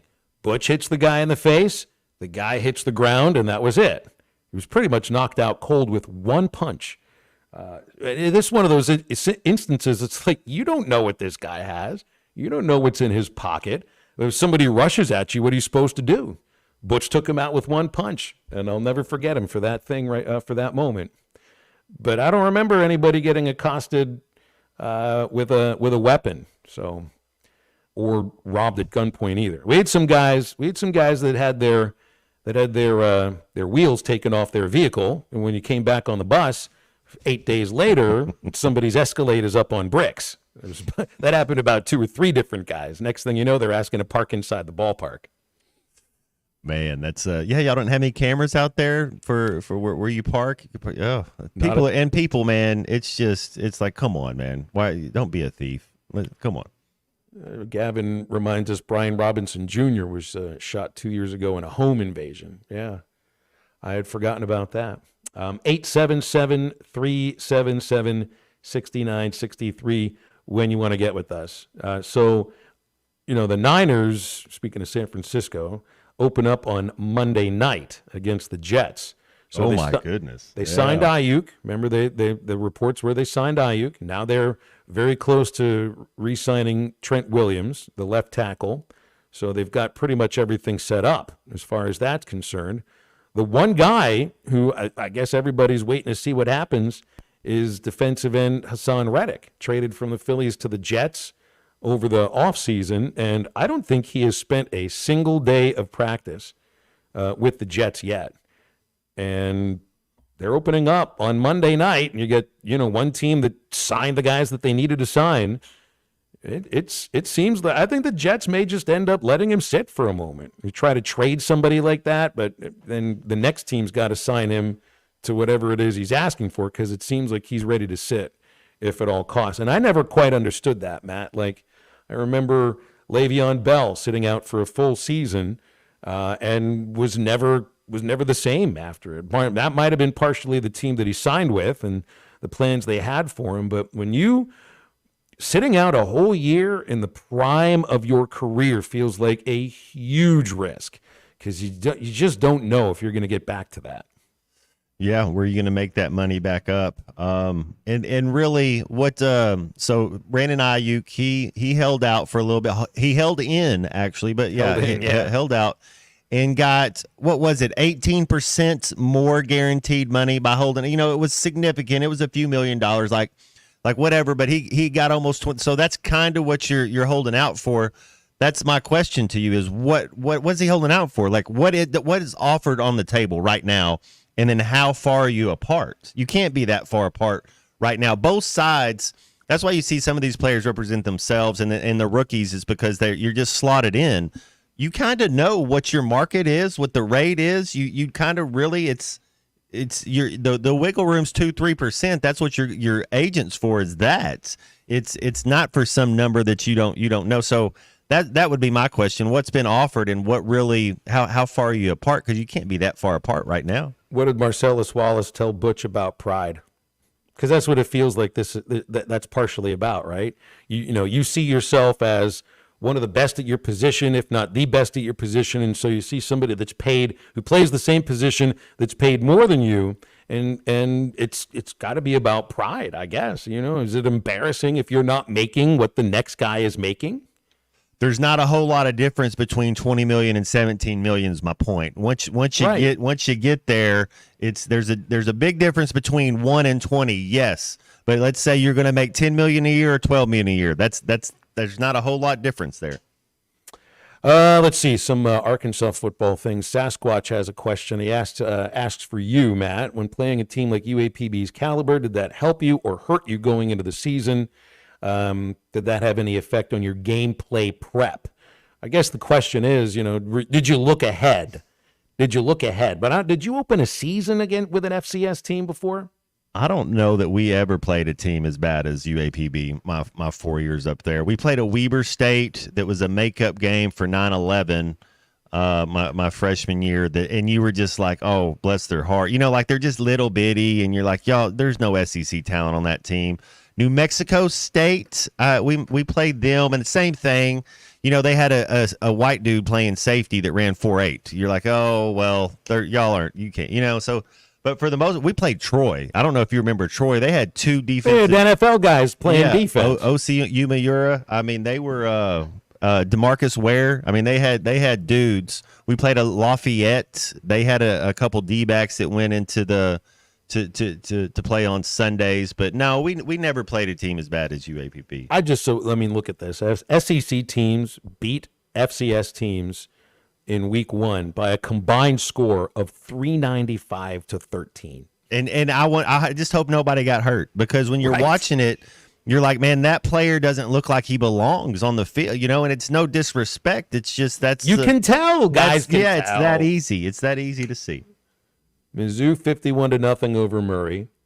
Arkansas 70-0 over UAPB. Ole Miss did a little better, 76-0 against Furman. And I mean, Lane Kiffin's calling timeouts in the second half. 69-3, Tennessee over Chattanooga. Mississippi State 56, Eastern Kentucky 7, and Auburn put up 73 to Alabama A&M's 3. What are you getting from this stuff? Not much at all. G5, SEC against Group of 5 schools, 5-0 record, and there's differences here. Like Kentucky shutting out Southern Miss 31-0. Okay, well, South Carolina played the same level of opponent, Old Dominion, and barely beat them. They got lucky in that win, 23-19. Kentucky now hosts South Carolina in the first SEC game of the year this Saturday. Which team's feeling a little bit better about being a Group of 5 team going into this one? It would be the Wildcats, no doubt, because South Carolina might have, should have lost that ball game. And well, who else you have as far as the G5 is concerned? Bama shut out Western Kentucky 63-0. Texas 52-0 over Colorado State, and Oklahoma beat Temple 51-3. But then there's the SEC against the Power 4, Matt. 2 wins, 2 losses. Georgia crushes Clemson. Vandy slides by Virginia Tech in a feel-good story. A&M lost at home to Notre Dame. Didn't look very good physically. And Florida looked as bad as they could have looked. So it's like, I guess you think about how close Vanderbilt was after they blew a big lead and the game, they had to come back in the fourth quarter and force over. The SEC was pretty close to being 1-3 against Power 4 conference teams, which wouldn't be a good look, but it's week 1, right? Week 1 isn't going to tell you what's going to happen weeks 2 through 12. Excited for week 2. I'll tell you that. I'll have my eyes on this Oklahoma State-Arkansas game for good reason. But if I had one of these Phil Elson TVs that you could watch 4 games at once, I think that Michigan-Texas game would be top of mind at 11 o'clock as well. I would say so, yeah. I won't be able to watch those. I wonder who feels good. Like, does Michigan feel good after Fresno's? I mean, you still see that defense Michigan has. That's one of those games that, do you have a feel for that? Like, do you think, can you say confidently one of those teams is going to win? Like, can you just say, hey, I think Texas is going to win, or do you think it's a coin flip game? Man, I mean, I would say coin flip, but I think Texas is coming in just playing a lot better and have a few more knowns as far as that's concerned. What about your boy Dan Lanning and Oregon? You know, talk about an escape, right? Is that Idaho? Yeah, that's an escape. Maybe sometime, you read the press clippings. Everybody's picking Big Ten newcomer darling, Oregon Ducks to win, and the kind of, it's them and Ohio State this year. Maybe you kind of just looking a little bit ahead. I think they'll be okay. I think Oregon will still be fine. The thing with Oregon, it's going to be late in the year, and they play cold games up there. Don't get me wrong, but you're playing the Pac-12, and then the Pac-12 is pretty soft. Big Ten's not. The Big Ten's going to be physical. So late in the year, how are they going to match up playing a couple physical games where you kind of have a black and blue game? I'd left LSU's loss against Southern California. So the SEC went 2-3. 2-3 against Power 4 schools. Now, Now that running back, I watched that game, Phil. Tell me something. How do you not give that number 22, that running back from LSU, the ball 30 times that game? Who's the offensive coordinator? I'm watching the game. I can see who the best player on the field is for LSU. Now, USC has some receivers. They got something. But we could see what was going on, and they just stopped running the ball with them. I could not understand how he did not get the ball. They didn't have an answer for him, and I don't understand why he didn't touch the ball 30 times. They outthink themselves. You're thinking Emory, John Emory Jr. Number 22. Mm-hmm. They're what did he get? 10 carries for he averaged 6 a carry or something. He was 10 carries, 61 yards. Exactly. That's what I mean. He should have had 30. They could not stop. He was running over dudes, breaking tackles, and they decided to go somewhere else with the offense. So I just wonder how many teams out there really will give a running back the ball 30 times. Oklahoma State's one of those teams. If it's obvious that Gordon is able to run through, if there are holes for him, if he's breaking tackles, they'll give him the ball. If Ollie Gordon has carried the ball anywhere near 30 times, then it probably isn't a good day for Arkansas. It might be, man. Because they'll give it to him that many times. 877-377-6963 if you want to hit up with us here on Halftime. Football season's here. Joe's Grilling Cantina is where you want to be to watch the big game on Saturday. They got new game day appetizers. You can even build your own nachos with Southwest Chipotle and jalapeno peppers, or build your own guacamole. That's Joe's Grilling Cantina. Great place to watch the game. Enjoy pitcher specials on select beers and margaritas, $2 Busch Light drafts. Joe's Grilling Cantina. That's where it's at to watch football on game day. 74th Street in Fort Smith, right across from Harps. JoesFortSmith.com. We're in the home stretch of halftime and back after this break. How about Joe? Don't be so cool, dude. This is Halftime. You can now download our new app in the iTunes or Google Play Store. Listen anytime and anywhere on your favorite mobile device. Just search Hit That Line now. Think that QB will throw for more than 300 yards? How about that receiver in Miami grabbing a touchdown? Check out DraftKings Pick 6, the newest way to play fantasy football. It's super simple to get started. Download the new DraftKings Pick 6 app. Pick a player and choose if they'll have more or less of a stat, like yards, touchdowns, catches, and more. Download the new DraftKings Pick 6 app now and use code OUTCOME. That's code OUTCOME. For new customers to play $5 and get $50 in Pick 6 credits, guaranteed. Plus 1 month of NFL Plus Premium on us. Offer expires 9/19. Only on DraftKings Pick 6. The crown is yours. Gambling problem? Call 1-800-GAMBLER. Must be 18 and over. Age and eligibility restrictions vary by jurisdiction. Void where prohibited. See terms at pick6.draftkings.com/promos. One per new customer. Reward issued as $50 in non-withdrawable Pick 6 credits that expire in 6 months. NFL Plus Premium offer available only to new and former NFL Plus subscribers. Additional NFL Plus Premium terms at NFL.com/terms. You're listening to Halftime live from the Crabtree RV Center studios. Crabtree RV Center, where RVing is life. Valley Family Dental, formerly known as Riley Farm Dental, at the entrance to Riley Farms, provides every type Thanks of for watching us here on ESPN Arkansas. Download the brand new Hit That Line Now app in the Apple and Google Play stores. ESPN Arkansas, more than just radio stations. Tommy Kraft here. When it came time for new gates and some fence repairs at my home, the Fence Man was my first call. The Fence Man does it all, from large commercial jobs to small residential repairs. Wood privacy fence, vinyl fence, commercial or residential chain link, even custom wrought iron fencing. 479-782-3936. 18 months, same as cash financing with approved credit is now available. If it involves fencing, the Fence Man does it. The Fence Man. He ain't afraid of no work. 479-782-3936. The dandy white perch. Big old slab. C'est bon, sacalé. One beautiful crappie. It's a paper mouse. Some serious crappie. Nice speck. We got trophies. They might go by different names, but all prefer the same thing. Bobby Garland, America's favorite, white perch, slab, sockeye, papermouth, crappie, speck, crappie baits. I call it dinner. BetOnline is the world's most trusted betting platform and your number one source for everything football. From the preseason NFL to college kicking off, BetOnline has every stat, every matchup, and even live odds and spreads while the games are being played. Think you know your stuff? Try our winner-take-all $300,000 NFL Survivor Pool for the upcoming season. When the game is over, head over to our online casino and get in on a game of blackjack or poker or unwind with one of our over 150 slots games. Head to the website today and use promo code BELIEVE and get in on the action. Bet online. The game starts here. Hey, ESPN 96.3 and hitthatline.com. Have you been to Swark Liquor? Trey Gentry and his team have a phenomenal spot. It's the first liquor stop in Arkansas for our Dallas and Texas fans traveling up to the hill. So if you're heading to Fayetteville, the lake, a cabin weekend, hunting, fishing, or any other activity you need your favorite drink, stop by Swark Liquor. And check out their apparel too. You'll want to wear it. Swark Liquor, 864 East Colin-Ray Drive into Queen, Arkansas. Swark Liquor, we promise to keep them cold for you. For asking. Find out more at limbirdteam.com. LIMBIRD.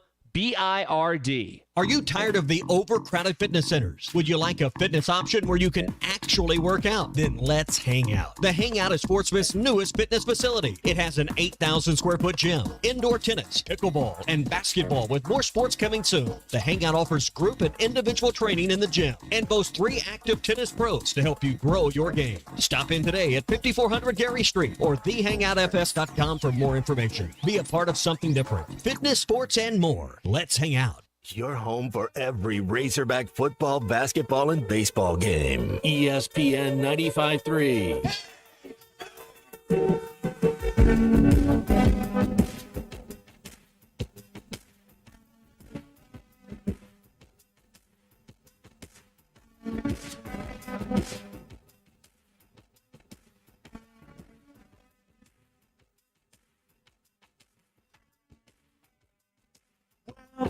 To your life, there's no turning back.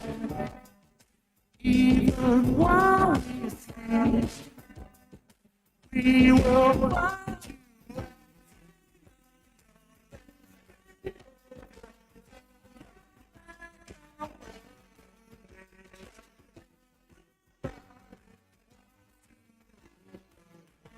Welcome back to Halftime with Phil Elson and Matt Jones. Got a question or comment for the guys? Call or text 877-377-6963. Let's get back to the show with the voice of Arkansas Razorback baseball, Phil Elson, and Razorback football legend Matt Jones.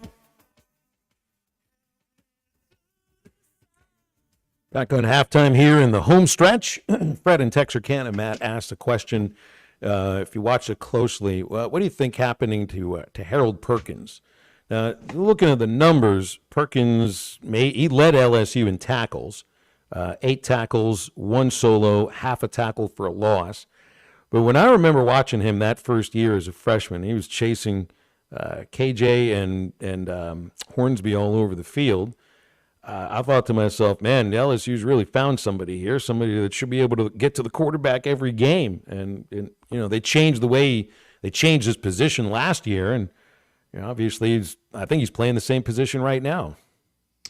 Yeah, I'll be honest, I don't know. I'll have to watch him play again. He never flashed across the screen for me where I thought, oh, who is that again? He just looked like another football player out there. That was all. Which still him at that level, he's still going to play on Sundays. It's just kind of where does he go? Little undersized, maybe not as fast as we thought he was. But no, he's extremely still talented. I'm still a Harold Perkins fan, Phil. So he just didn't flash his front as much as he used to. Well, baseball coach Dave Van Horn had a presser this morning at 11 o'clock as we were getting on the air today. And Dudley Dawson reports that, and you never know what Dave's going to bring up. Like you expect he'll bring up everything that'll happen in the fall. Sometimes there'll be a preview of what the 2028 schedule looks like. So, but all I've seen is that, and we know you can do a fall series that's an exhibition series. I think David talked recently about the idea that there was potentially a fall series to be played in Omaha at the College World Series ballpark, but it fell through. So they had to figure it out on their own. And this ought to interest people. It's during the first open date for football. So it certainly fits into the calendar to get some people to show up. That Arkansas will host Oklahoma State in a 2-game fall series, October 11th and 12th. So that's a Friday and a Saturday. Again, that's the week after the Tennessee football game, the week before homecoming against LSU. So you have 2 open dates. The first one, usually you'll play on a Friday because they'll have a Saturday football game, but now that we have the extra open date, I think that sounds like a lot of fun. Anytime those 2 programs meet, it's a good game. Usually a ton of runs are scored, unless it was last year at the Rangers Stadium where Oklahoma State won 2-1 in extra innings. So, hey, I have a sense I may know where I'm going to be on October the 11th and October the 12th. And I wonder what kind of crowds we get for that. You'll probably get 3,000 to 4,000 people, if not more, since it sounds like it's, you get excited at any time they're playing in the fall, but so often they're playing themselves now. And I do wonder about, the opportunity to play against somebody that is a powerful team like Oklahoma State, but 51 players. There are 51 players on this roster. Every one of them recruited by the coaching staff. It's not like they just showed up and said, here, I'm here. The coaches wanted these guys on the team. They got to get down to 40. And then the year after, they got to get down to 34. These will be, I just would assume, some of the toughest cuts that they've ever made. So fall ball is just nuts for baseball right now. And you think spring ball is usually kind of nuts, but then after spring ball, they opened up the portal and you got a few more players that came in that are not just on your 2 deep, but are, I think making waves in the secondary and up at linebacker. When it comes to the baseball team, you're going to be losing 11 players, gaining nobody. And those are 11 ball players that are probably pretty good and have to go find a place to play, and it'll be January by then. It'll be really difficult for them to do that. Yep, red shirts potentially, maybe red shirts. Yeah, but not all of these guys come in here to red shirt a season. They just don't. They come in as freshmen. Maybe they expect they have to red shirt, thinking of a guy like Reese Robinette. But if you're, just like pick one of these junior college guys. If you're a Trenton Rowan or a Carson Schrack, guys that were playing junior college ball last year and had great numbers, they came here to play. They didn't come here to redshirt. So I would imagine if they're cut, they're gone. They're headed somewhere else. But it's usually the fall ball time of the year, and there you go. Well, there might be a portal open in Tallahassee. You get 30 days when a coach leaves, so there might be a portal open. Oh, I can't see that opening this year, though. But hey, if they keep losing, I guess anything can happen. There might be there might be a disconnect there, Phil. Anytime a coach, I'm telling you this, anytime a coach is half in, half out, he's straddling a little bit. When you're at an institution and you've been around this culture, this program, he would have taken that Alabama job. If everything, I think the same thing at Kentucky. I think when coaches do that and kind of get a little funny, I think it starts creeping in. So it's the beginning of the end for Norvell at Florida State. That's interesting. That is. Was that the same idea with Houston? When the dalliance with Nebraska happened. I don't know if I was here I think that might have been the year I left. I can't remember. I don't think anybody thought Coach Nutt was going to go to Nebraska. I don't. But maybe I wasn't paying attention at that time. I was looking at Florida State coming up. They get Memphis and Cal. Memphis has a better quarterback than your boy at Florida State. Hey, you remember he got drafted? I forget what Major League Baseball team drafted Uiagalelei, but maybe baseball's in the future. Maybe pitching is in the future for him. Well, that's why you see. We'll see what happens at UConn. With him flirting with the Lakers, but I think there's a little bit. With Coach Cal when he left Kentucky, you kind of want. If you're going to leave, you want to be able to talk to your players, and you want to be you just want to have that. With the media nowadays, there's just so much speculation, and how much of it is propaganda, how much of it is truth. What side's putting the message out. That's true. I was looking at Florida State, so we thought that they'd have maybe I wouldn't say like an easy path to the playoff, but Miami looked really good. Notre Dame looked really good. North Carolina got lucky against Minnesota. You never quite know what you get out of Duke. They've already lost 2 games. There's another 2-3 losses in there. You go 13-0 in a regular season. The next year, if it's 7-5, that seat might begin to get a little bit warm. When you're at a place like Florida State, yes, That seat could get warm. Now, what about Notre Dame? What about Notre Dame moving forward now? I mean, their ACC schedule isn't the toughest. Louisville, Florida State, they didn't look really good, right? Georgia Tech, they get Stanford, which is a historic rivalry for Notre Dame, but now it's an ACC game. Georgia Tech may end up being one of their tougher ACC games left. Of course, they finished with Southern California and Los Angeles. So with Florida State, first off, minus their quarterback, they had 8 carries for 26 yards. Not going to get it done. That's what I'm saying. So the physicality there has left them somehow. You're gonna, and then that being said, that might have been my favorite thing about Notre Dame against A&M. A&M's a physical ball club, man. They were hitting back. Notre Dame did not look. They looked like they belonged. They didn't look out of place. That going forward, if you get a little speed, you get the right quarterback play at Notre Dame, they'll be favored in pretty much every one of those games. Florida State in the 2 games this year, Matt, has averaged 2.5 yards a carry. That they averaged 4.5 yards a carry. They're not going to win 7 games, Phil, if they average 2.5 yards a carry the rest of the year. Well, it's also they're going to start there. All right, we'll press you. We're going to put an extra man in the box. Go ahead, DJ Uiagalelei, starting to say his name correctly. Let's see if he can actually throw the ball today. That might be the game plan. Make him beat you. He might put up some numbers, but I see that 8 carries, and I'm thinking back to LSU USC.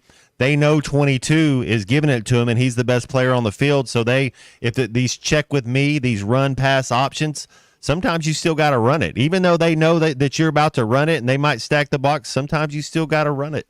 People say there's not going to be an undefeated team this year. I don't know. Notre Dame, Northern Illinois, at Purdue, Miami, Ohio, Louisville at home, Stanford at home, Georgia Tech at home, Navy and Florida State also home, Virginia and Army, and at Southern California. Ooh, that's the last game of the year, huh? That last game of the year. Man, that just looks so much better right there, huh? Wouldn't it, though?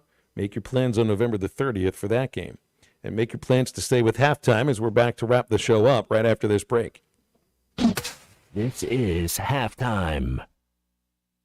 Whether you are fishing a jetty on the Arkansas River or working around laydowns at Beaver, Washita, or Table Rock, the Heddon Super Spook Jr. is the topwater bait to call up summer bass. The Super Spook Jr. is a smaller version of the world's most famous topwater lure. The Spook is the original walk-the-dog lure and has been tricking big bass for almost 100 years. Available at Walmart, Bass Pro Shops, Academy, LureNet.com, and tackle shops everywhere, the Heddon Super Spook Jr.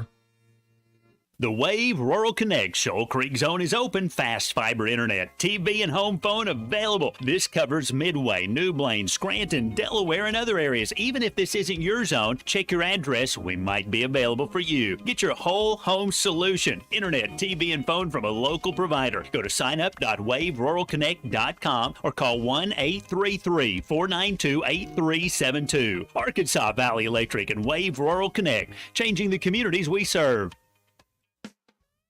You never know what you will walk up on or find over the hill at the Tackle Box. For almost 50 years, the Tackle Box has been your home for hunting and fishing supplies and some of the best outdoor stories. Whether guns, ammo, fishing supplies, or home decor, come back and see them again. They even buy your old fishing tackle or guns. The Tackle Box, your sports store for hunting, fishing, firearms, and more. 3001 0 Street, Fort Smith, 646-3193. The adventure starts at the Tackle Box for sportsmen just like you. Whether it's torque, horsepower, or just extreme work, diesel trucks do their job. But when your diesel truck needs maintenance or repair, it's time to head to Extreme Diesel. Everything from standard maintenance to extreme repairs, including injector testing. Extreme Diesel delivers. They have the tools and service for your Cummins, Duramax, or Power Stroke. You trust your truck to deliver on your needs, and you can trust your truck at Extreme Diesel. 6630 Alma Highway between Van Buren and Alma. Check them out on Facebook or give them a call at 651-3363. They're bilingual, now offering CP4 solutions for both Chevy and Ford. The tires on your vehicle go round and round, but when they don't, go to Van Alma Tire. They have tires in their name. That's their specialty. Van Alma Tire is all about tires. They have all the name brands and private labels available for you and in stock. So when it comes to getting tires for your ride, it's worth the drive. And financing is available. Ask for details. Whatever your tire need, check out Van Alma Tires on Highway 64 between Van Buren and Alma. Ready to get you rolling on new tires at Van Alma Tire. Colorworks Paint and Body in Barling offers professional automotive painting, bodywork, and fabrication that is unsurpassed in talent and dedication. Owner Andy Harrod uses the latest in collision repair technology to ensure all damage is addressed, whether it's visible or hidden, and works with all insurance companies. Andy and his crew have the experience and commitment to give you complete trust in the repair of your vehicle, no matter the size of the job. Colorworks is located at 1206 4th Street in Barling, across from Dollar General, and is on Facebook, where you can check out their work. Precision Garage Door features the finest quality materials, installation, and service for all your garage door needs, including garage door repair and new garage doors and openers. Fully licensed and insured with the largest showroom in Northwest Arkansas at 1907 Town West Drive in Rogers and in Fort Smith at 416 North 10th Street. Call Precision Garage Door today at 844-PDS-DOOR or check them out online at PrecisionDoorNWA.com. Financing is available. Precision Garage Door, voted best garage door company of Northwest Arkansas and the River Valley.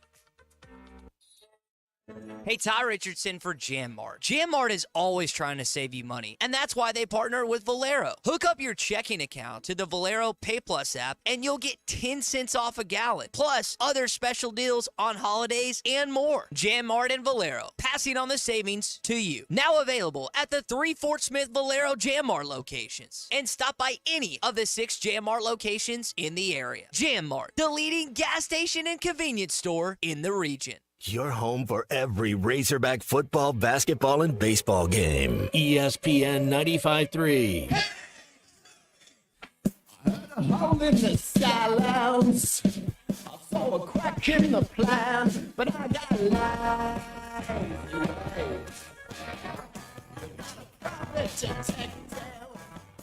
Check off your telephone. What's going on?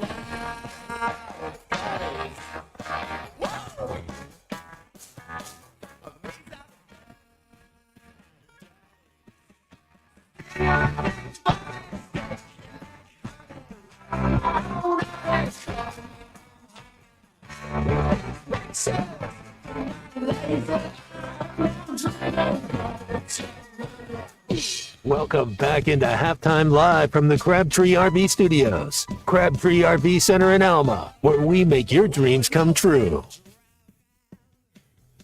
Look at Chris in Springdale doing his research for us on the text line at 877-377-6963. Before I tell you about his research, I want to remind you about the Booyah Pop and Pad Crasher from Pradco. You've been using it all summer on the Arkansas River. Frog fishing, your favorite thing to do. Pop and Pad Crasher Junior is the right size, the right hook setup to catch them. You'll find it at learnnat.com and tackle stores everywhere. Last time Notre Dame and thank you, Chris. Last time Southern California and Notre Dame played to end the season, and they were undefeated, 1988, a national championship year for... Is that Rick Meyer, quarterback for Notre Dame then? I believe it was. No, it was Tony Rice. Tony Rice. Tony Rice backed up by Kent Graham. Ricky Waters on that club. Man, you talk about a guy that's close to being an NFL Hall of Famer. I thought Ricky Waters had the talent, just never, whatever team it was, but man, he was the real deal. Young Rocket Ismail on that team as well. And Notre Dame beat them 27-10, and they went out and beat West Virginia for the national championship. The Major Harris West Virginia Mountaineers. Yeah. Ricky Waters would be better in today's game, Phil. He was one of the first guys that could really a dual threat running back, could catch the ball out of the backfield. And durable, too. Match him up, yeah. But you could space him out in the slot or outside. You could do a lot of things with him. He's super talented. And Chris remembers everything that he sees. He says Ricky Waters was suspended for that game. Didn't even play. That sounds about right. I'd forgotten about that. If you listen to Ricky, yeah, that sounds about right. It's a long time ago. I can't remember even the things that happened yesterday, to be quite honest. So Chris remembers just about everything here.